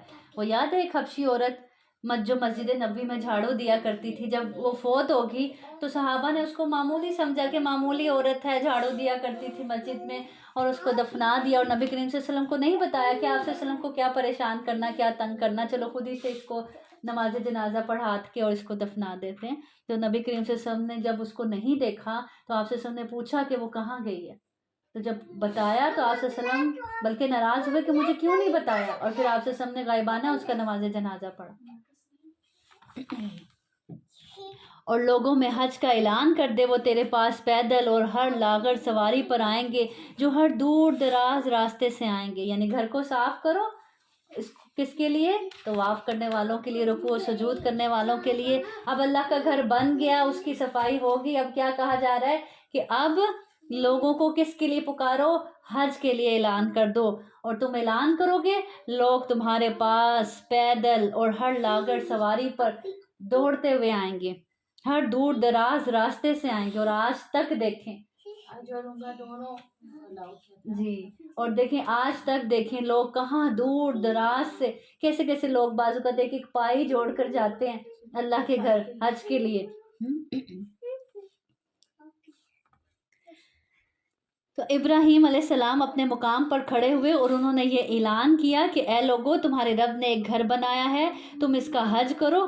آپ کی آواز زمین کے اطراف و اکناف تک پہنچ گئی، یہاں تک کہ آپ کی آواز عالم ارواح تک بھی پہنچی، اور وہاں پر بھی جن جن روحوں نے کہا لبیک، تو وہ اپنی زندگی میں کیا کریں گی؟ حج کریں گی۔ اور جب تک دنیا رہے گی لوگ اس مسجد کی زیارت اور حج کے لیے پیدل چل کر سواریوں پر مشرق و مغرب اور شمال و جنوب کے دور دراز علاقوں سے آتے رہیں گے۔ حج کے دن بہت ہی بہترین دن ہے، ان دنوں میں کیا گیا عمل اللہ رب العزت کو بہت محبوب ہے۔ حدیث میں آتا ہے، آپ سے سب نے فرمایا ایک عمرہ کے بعد دوسرا عمرہ دونوں کے درمیان کے گناہوں کا کفارہ ہے، اور حج مبرور کا بدلہ جنت کے سوا اور کچھ بھی نہیں ہے۔ حج مبرور کون سا حج ہوتا ہے؟ جو گناہوں سے پاک ہو، جو گناہوں سے بچتے ہوئے کیا جائے اور خالصتاً اللہ کی رضا چاہنے کے لیے کیا جائے۔ اسی طرح آپ سے سب نے فرمایا عرفہ سے بڑھ کر کوئی دن ایسا نہیں جس میں اللہ تعالیٰ بندوں کو آگ سے اتنا آزاد کرتا ہو جتنا عرفہ کے دن آزاد کرتا ہے، اور اس دن اللہ تعالیٰ بندوں کے قریب ہوتا ہے اور بندوں پر فرشتوں کے سامنے فخر کرتا ہے اور فرماتا ہے کہ یہ کس ارادے سے جمع ہوئے ہیں، کس ارادے سے جمع ہوئے ہوتے ہیں وہاں پہ؟ اپنے گھر بار مال و دولت سب، اپنے بزنس سب کچھ چھوڑ کر اپنے رب کے لیے نکلے ہوتے ہیں۔ تو اس لیے اللہ رب العزت وہاں فرشتوں پر فخر کر رہے ہوتے ہیں اپنے ان بندوں کو دیکھ کر، تاکہ وہ اپنے بہت سے فائدوں میں حاضر ہوں اور چند معلوم دنوں میں ان پالتو چوپایوں پر اللہ کا نام ذکر کریں۔ یعنی کون سے جانور؟ قربانی کے جانور جو اس نے انہیں دیے ہیں، سو ان میں سے کھاؤ اور تنگ دست اور محتاج کو بھی کھلاؤ۔ یعنی قربانی کے جانوروں میں سے کھا بھی سکتے ہو، لیکن سارا خود ہی نہ کھا جاؤ، بلکہ کس کو بھی کھلاؤ؟ تنگ دست محتاج کو بھی کھلاؤ۔ ہمارے ہاں کیا ہوتا ہے؟ فریزر خالی ہو رہے ہوتے ہیں بقرعید سے پہلے ہاں صفائیاں ہو رہی ہوتی ہیں فریجوں کی، تاکہ اس کو اچھے سے بھرا جا سکے، اور پھر بعد میں چاہے وہ خراب ہو جائے پھینکنا پڑے۔ تو سوچا جائے قربانی کی کس کے لیے جاتی ہے؟ اللہ کے لیے کی جاتی ہے، اور اللہ کے راستے میں نہیں بانٹا جاتا۔ تو اللہ تعالیٰ کیا فرمانا ہے؟ خود بھی کھاؤ لیکن محتاجوں اور تنگ دستوں کو بھی کھلاؤ۔ اور وہ بیچارے جو سارا سال گوشت کو ترستے رہتے ہیں اور ان دنوں کی آس میں ہوتے ہیں، وہ پھر ان دنوں میں محروم ہی ہوتے ہیں۔ ان کے چولہے اس دن بھی بجھے ہوئے ہوتے ہیں، ان کے گھروں میں اس دن بھی دال ہی بن رہی ہوتی ہے۔ تو جب قربانی کریں کوشش کریں کہ ان گھروں تک گوشت پہنچائیں جو سارا سال اس آس میں ہوتے ہیں، اور ہمارے ہاں انہی گھروں میں پہنچایا جا رہا ہوتا ہے جو سارا سال کھاتے ہیں، انہی گھروں کی دعوتیں بھی ہو رہی ہوتی ہیں اس گوشت کے ذریعے سے جو سارا سال گوشت کھاتے ہیں۔ پھر اللہ رب العزت اس آیت میں فرماتے ہیں ایام معلومات، کہ یہ چند معلوم دن ہیں۔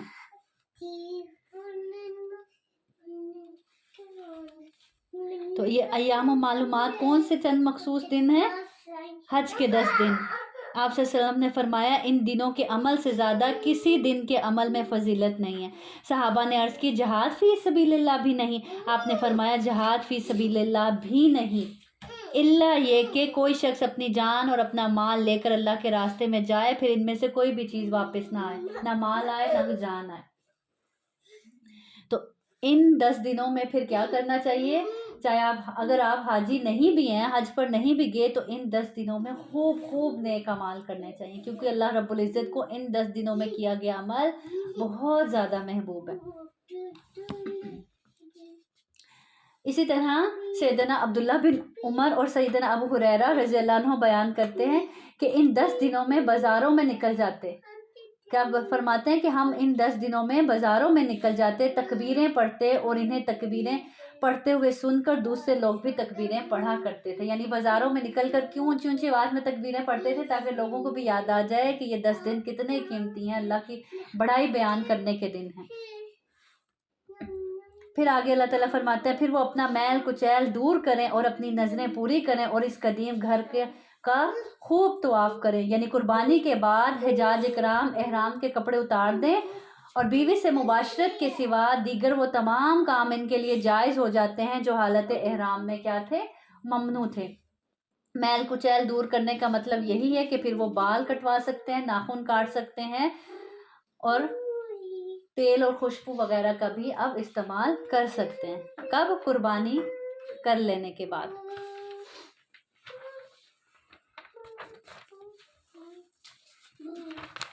پھر اس کے بعد آگے اللہ رب العزت فرماتے ہیں آیت نمبر 32 میں ذَلِكَ وَمَن يُعَظِّمْ شَعَائِرَ اللَّهِ فَإِنَّهَا مِن تَقْوَى الْقُلُوبِ، یہ اور جو اللہ کے نام کی چیزوں کی تعظیم کرتا ہے تو یقیناً یہ دلوں کے تقوی سے ہے. اللہ تعالیٰ فرما رہے ہیں جو اللہ کی شاعر اللہ، یعنی جو شاعر کون سے ہوتے ہیں؟ وہ چیزیں جو اللہ کی طرف منسوب ہوں، جیسے قربانی کا جانور، اللہ کا گھر، صفا مروہ. قرآن میں اللہ تعالیٰ کہتے ہیں شاعر اللہ، اللہ کی نشانیوں میں سے ہے.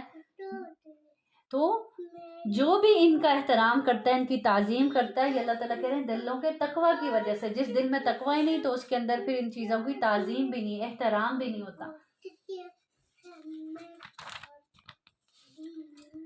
پھر آگے اللہ تعالیٰ فرماتے ہیں آیت نمبر 34 میں اللہ تعالیٰ فرماتے ہیں اور ہم نے ہر امت کے لیے ایک قربانی مقرر کی ہے تاکہ وہ ان پالتو چوپایوں پر اللہ کا نام ذکر کریں جو اس نے انہیں دیے ہیں. اب اللہ تعالیٰ فرما رہے ہیں ہم نے ہر امت کے لیے ایک قربانی مقرر کی ہے تاکہ وہ ان پالتو چوپایوں پر اللہ کا نام ذکر کریں جو اس نے انہیں دیے ہیں. سو تمہارا معبود ایک معبود ہے تو اسی کی فرما بردار ہو جاؤ اور عاجزی کرنے والوں کو خوشخبری سنا دیں. اب اللہ تعالیٰ نے فرمایا ہے کہ قربانی مقرر کی ہے. اب اکثر لوگ سوال کرتے ہیں کہ کیا ہم قربانی کریں، ہمارے تو ایسے اور ایسے حالات ہیں. یہ ہر انسان خود فیصلہ کر سکتا ہے. بعض اوقات اسی گھر میں جب شادی ہو رہی ہوتی ہے تو لاکھوں کے زیورات آ رہے ہوتے ہیں، لاکھوں کا ڈریس بن رہا ہوتا ہے ایک ایک بندے کا، اور پھر جب قربانی کی باری آتی ہے تو سوال کیا جاتا ہے کہ اتنا اتنا قرض ہے، کیا قربانی کی جا سکتی ہے؟ تو وہ قرض کس بنیاد پر ہے؟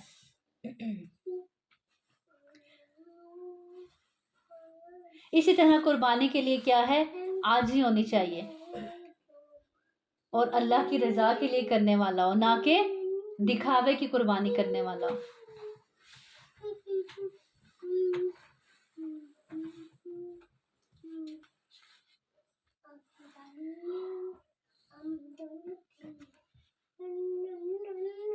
سیدنا انس بیان کرتے ہیں کہ رسول صلی اللہ علیہ وسلم 2 مینڈھوں کی قربانی کرتے تھے اور میں بھی 2 مینڈھوں کی قربانی کرتا ہوں. اسی طرح سیدنا ابو ایوب انصاری رضی اللہ عنہ بیان کرتے ہیں کہ عہد رسالت میں آدمی اپنی طرف سے اور اپنے گھر والوں کی طرف سے ایک بکری قربان کیا کرتا تھا. تو قربانی کا اصل مقصد کیا ہے؟ کیا مقصد ہے؟ اللہ کی رضا، اللہ کو خوش کرنا. آج دیکھیں قربانی تو اس سے کئی زیادہ بڑی بعض اوقات کی جاتی ہے. بڑے بڑے اونٹ لائے جاتے ہیں، بڑی بڑی گائیں لائی جاتی ہیں اور پھر ان کی نمود و نمائش کروائی جاتی ہے، پورے بازاروں میں پھرایا جاتا ہے اور سجایا جاتا ہے اور لوگوں کو دکھایا جاتا ہے، باقاعدہ قیمت بتائی جاتی ہے. ہم نے تو اتنے کا خریدا. کہتے تم نے اتنے کا خریدا؟ اچھا میں اتنے کا خریدوں گا. میں تو ایسے چھوٹے موٹے جانور خریدتا ہی نہیں.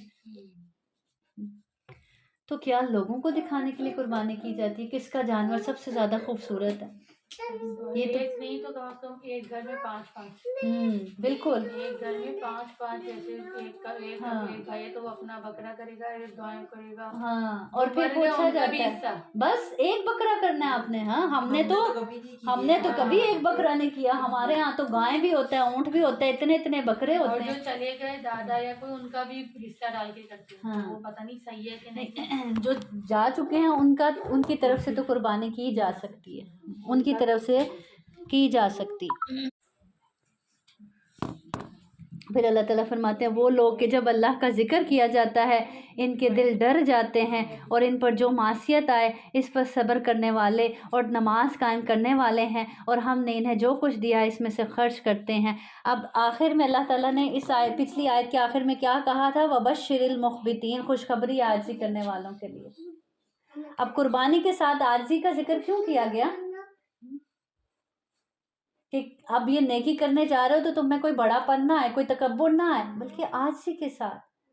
اور اگر قربانی کر رہے ہو تو اپنے آپ کو کوئی بڑی چیز نہ سمجھو، اور جو نہیں کر رہے ان کو کوئی چھوٹا نہ سمجھو، عاجزی ہونی چاہیے۔ اور پھر اللہ تعالیٰ نے اس آیت میں آخر میں کہا نا وَبَشِّرِ الْمُخْبِتِينَ، عاجزی کرنے والوں کے لیے خوشخبری ہے۔ اب اگلی آیت میں اللہ تعالیٰ بتا رہے ہیں عاجزی کرنے والے ہوتے کیسے ہیں۔ الَّذِينَ إِذَا ذُكِرَ اللَّهُ وَجِلَتْ قُلُوبُهُمْ، وہ لوگ عاجزی کرنے والے کیسے کہ جب اللہ کا ذکر ان کے سامنے کیا جاتا ہے تو ان کے دل ڈر جاتے ہیں۔ آج ہمیں کوئی کہ اللہ سے ڈرو، ہمیں پتہ ہے ہم ڈرتے ہیں اللہ سے، تم اللہ سے ڈرو۔ ہم نے ایسا کیا کیا جو ہمیں کہہ رہے ہو اللہ سے ڈرو؟ ہمیں نہیں پتا، ہمیں نہیں پتا۔ ہاں، تو جب ان کے سامنے اللہ کا ذکر کیا جاتا ہے تو ان کے دل ڈر جاتے ہیں۔ حضرت عمر سے کسی نے کہا کہ اللہ سے ڈرو تو انہوں نے اپنا گال زمین پر رکھ دیا کہ عمر کو ضرورت ہے کہ وہ واقعی اللہ سے ڈرے۔ اور ان پر جب مصیبت آئے تو اس پر صبر کرنے والے ہوتے ہیں اور نماز کو قائم کرنے والے ہوتے ہیں۔ صبر کرتے ہیں اور نماز کو قائم رکھتے ہیں، اپنے رب سے دور نہیں ہو جاتے۔ ہم پر کوئی تکلیف آتی ہے، کوئی آزمائش آتی ہے، کوئی دکھ پہنچتا ہے، سب سے پہلے اللہ سے ہی دور ہو جاتے ہیں، نمازیں قضا ہونا شروع ہو جاتی ہیں، اس غم میں اتنا الجھ جاتے۔ اور ہم نے انہیں جو کچھ دیا اللہ تعالیٰ کہہ رہے ہیں اس میں سے اللہ کے راستے میں کیا کرتے ہیں؟ خرچ کرتے ہیں۔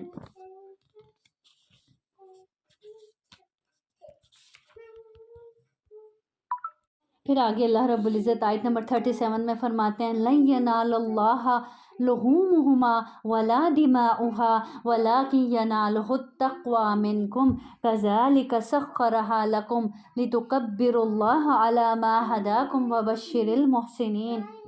اللہ کو ہرگز نہ ان کے گوشت پہنچیں گے نہ ان کے خون، اور لیکن اسے تمہاری طرف سے تقویٰ پہنچے گا۔ جو تم قربانی کرتے ہو اللہ کو تو گوشت اور خون نہیں پہنچتا، اللہ کو تو تمہارے دلوں کا تقویٰ پہنچتا ہے کہ کتنی دل کی محبت سے اللہ کے راستے میں قربانی کی ہے۔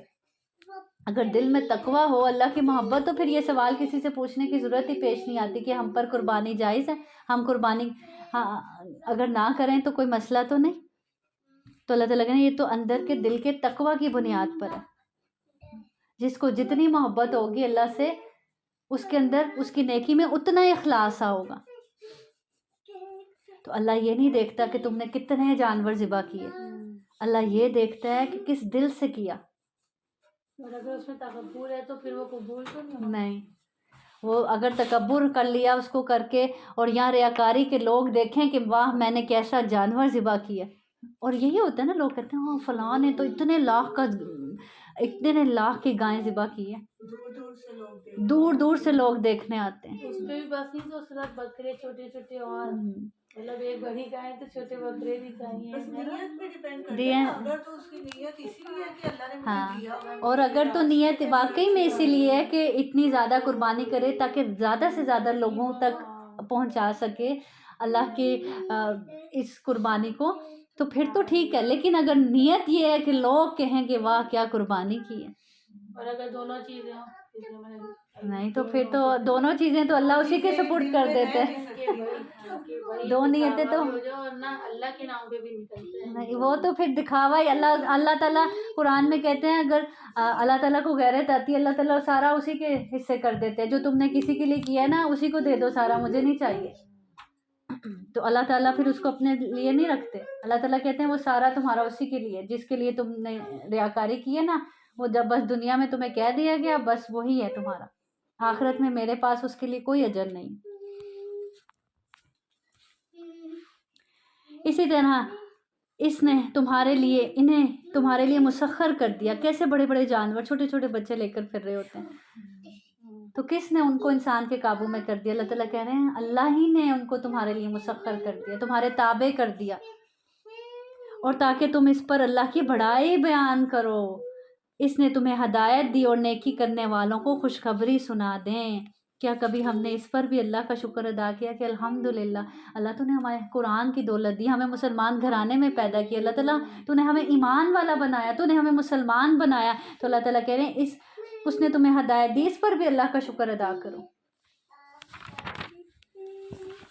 ان اللہ یدافع عن الذین آمنوا ان اللہ لا يحب كل خوان کفور، بے شک اللہ ان لوگوں کی طرف سے دفاع کرتا ہے جو ایمان لائے، بے شک اللہ کسی ایسے شخص کو پسند نہیں کرتا جو بڑا خائن اور بہت ناشکرا ہو۔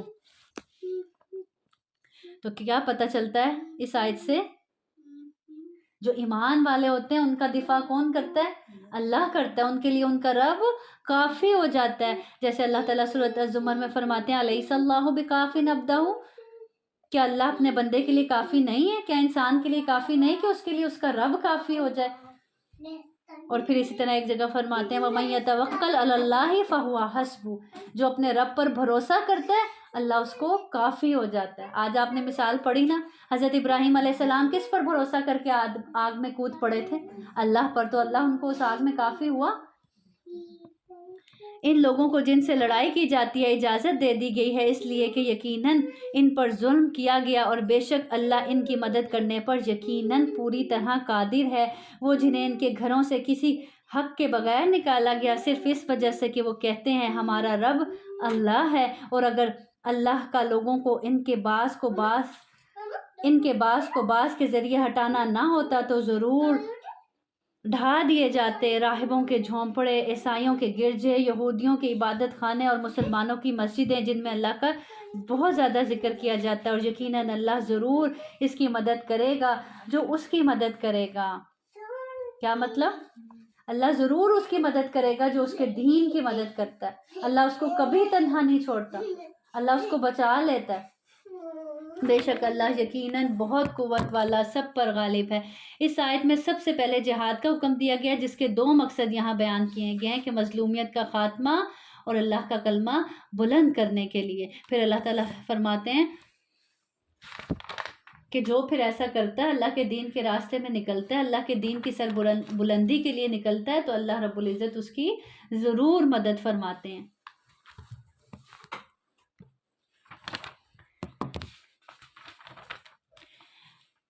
پھر آگے آیت نمبر 41 میں، اور وہ لوگ کہ اگر ہم انہیں زمین میں اقتدار بخشیں تو وہ نماز قائم کریں گے اور زکوٰۃ دیں گے اور اچھے کام کا حکم دیں گے اور برے کام سے روکیں گے، اور تمام کاموں کا انجام اللہ ہی کے قبضے میں ہے۔ یعنی اللہ کے دین کی مدد کرنے والوں کی صفات بتائی جا رہی ہیں۔ پیچھے کہا نا کہ اگر وہ اللہ کے دین کی مدد کریں اللہ ان کی مدد کرے گا۔ پھر اللہ تعالیٰ کہہ رہے ہیں اگر ایسے لوگوں کو اللہ تعالیٰ اقتدار دے تو وہ زمین پر نماز قائم کریں، زکوٰۃ ادا کریں گے، اچھے کاموں کا حکم دیں گے اور برے کاموں سے روکیں گے، اور تمام کاموں کا انجام کس کے قبضے میں ہے؟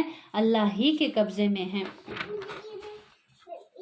پھر آیت نمبر 46 میں اللہ تعالیٰ فرماتے ہیں فَلَمْ يَسِيرُوا فِي الْأَرْضِ فَتَكُونَ لَهُمْ قُلُوبٌ يَعْقِلُونَ بِهَا أَوْ آذَانٌ يَسْمَعُونَ بِهَا فَإِنَّهَا لَا تَعْمَى الْأَبْصَارُ وَلَكِنْ تَعْمَى الْقُلُوبُ الَّتِي فِي الصُّدُورِ۔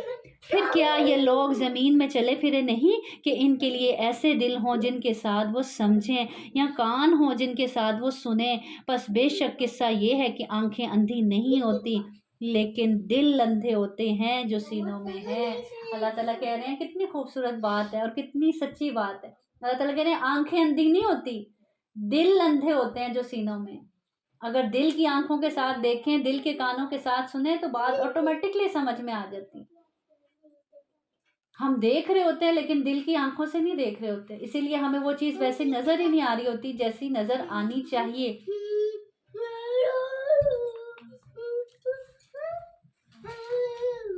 کفار قریش اور دیگر قبائل عرب سے کہا جا رہا ہے کہ زمین میں گھوم کر ہلاک کردہ قوموں کے آثار قدیمہ پر نگاہ عبرت کیوں نہیں ڈالتے؟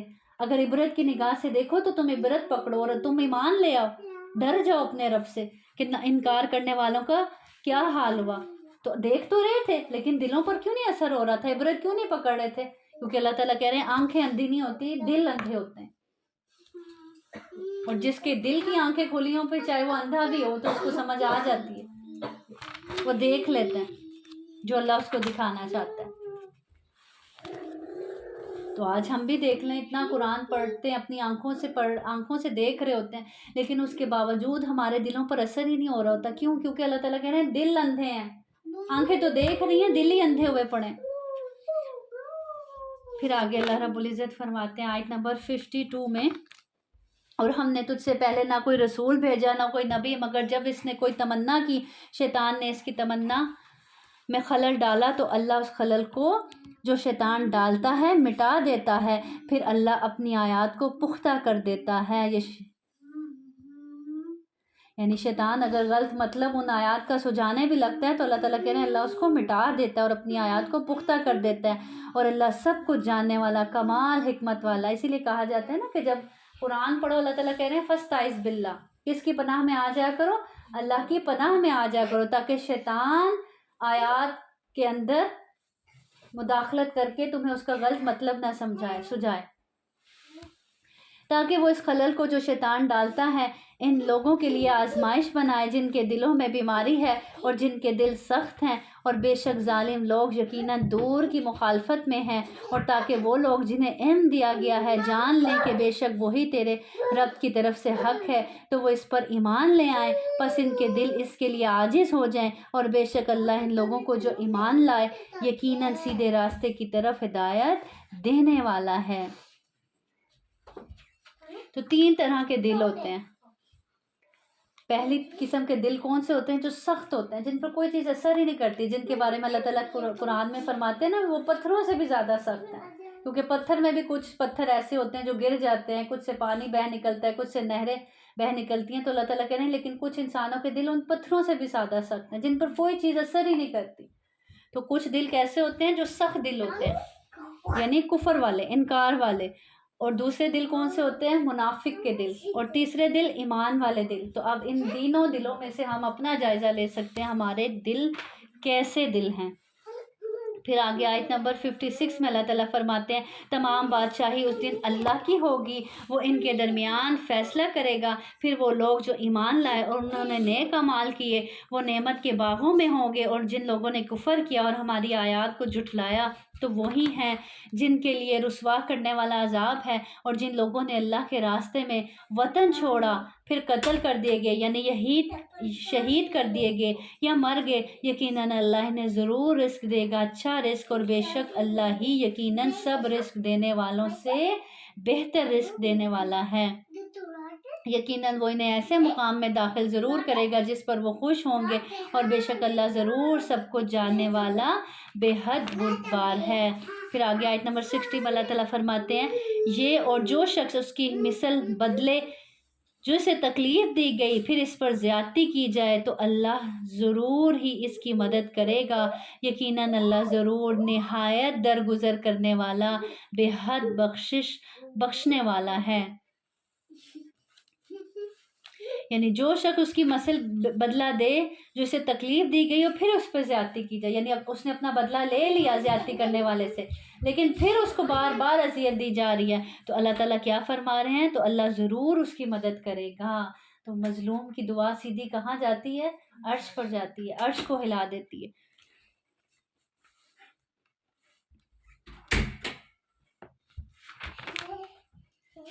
تو مظلوم اپنے آپ کو لاوارث بے سہارا نہ سمجھے. اللہ تعالیٰ کہنے اللہ ضرور اس کی مدد کرے گا اور زیادتی کرنے والے کو اس کے انجام تک پہنچائے گا. پھر آگے آیت نمبر 63 میں اللہ تعالیٰ فرماتے ہیں کیا تو نے نہیں دیکھا کہ بے شک اللہ نے آسمان سے کچھ پانی اتارا تو زمین سرزبز ہو جاتی ہے. بے شک اللہ نہایت باریک بین ہر چیز سے باخبر ہے.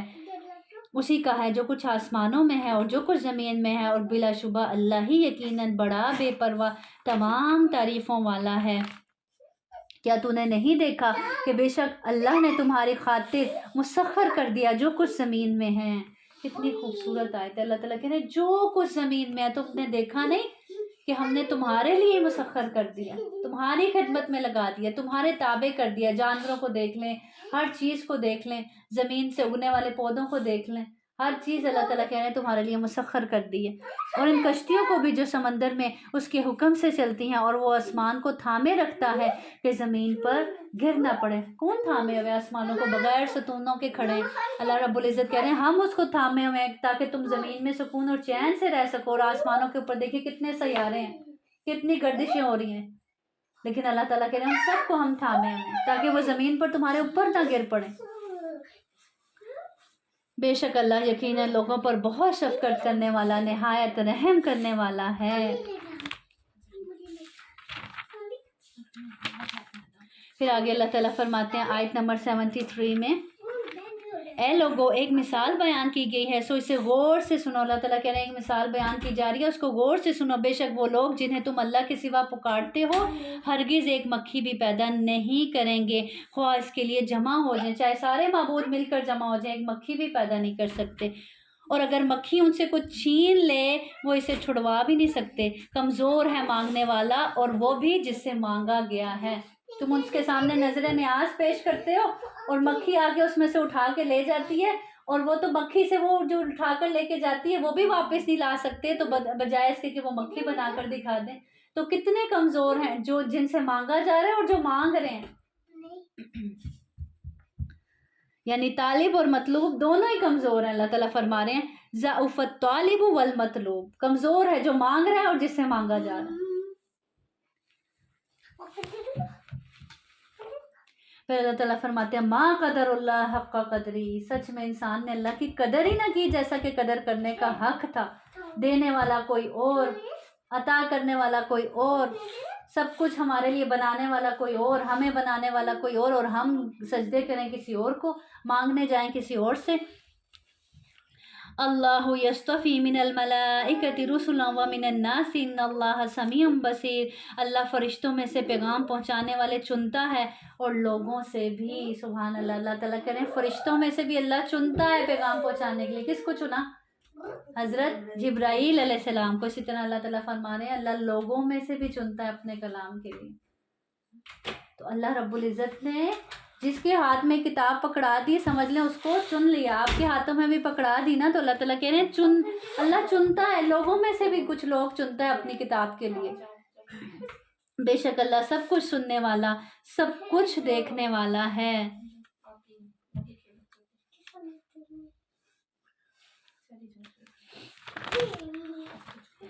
پھر آگے اللہ تعالیٰ فرماتے ہیں 77 میں، اے لوگو جو ایمان لائے ہو رکوع کرو، سجدہ کرو اور اپنے رب کی عبادت کرو اور نیکی کرو تاکہ تم کامیاب ہو جاؤ۔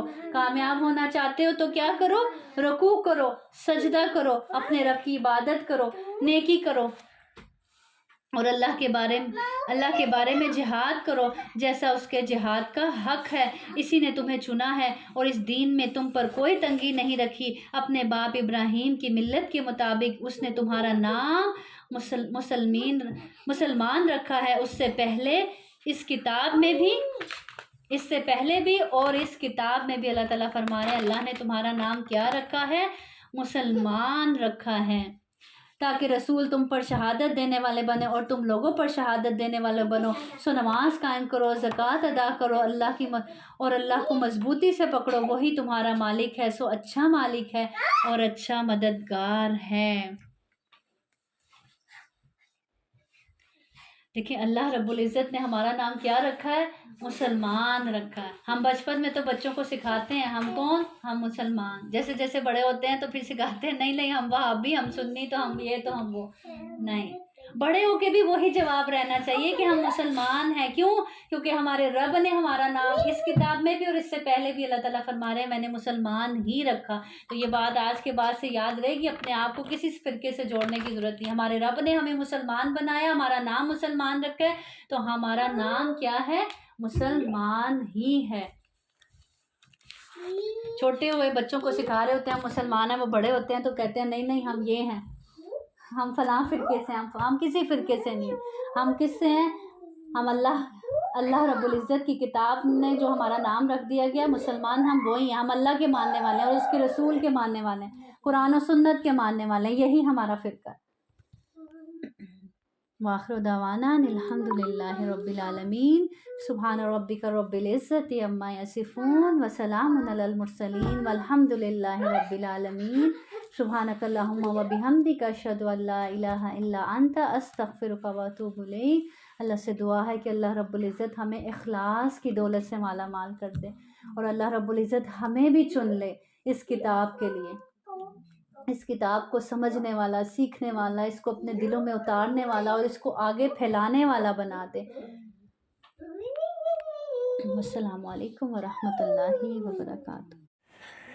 اقترب للناس حسابهم وهم في غفلة معرضون ما يأتيهم من ذكر من ربهم محدث إلا استمعوه وهم يلعبون لاهية قلوبهم وأسروا النجوى الذين ظلموا هل هذا إلا بشر مثلكم أفتأتون السحر وأنتم تبصرون قال ربي يعلم القول في السماء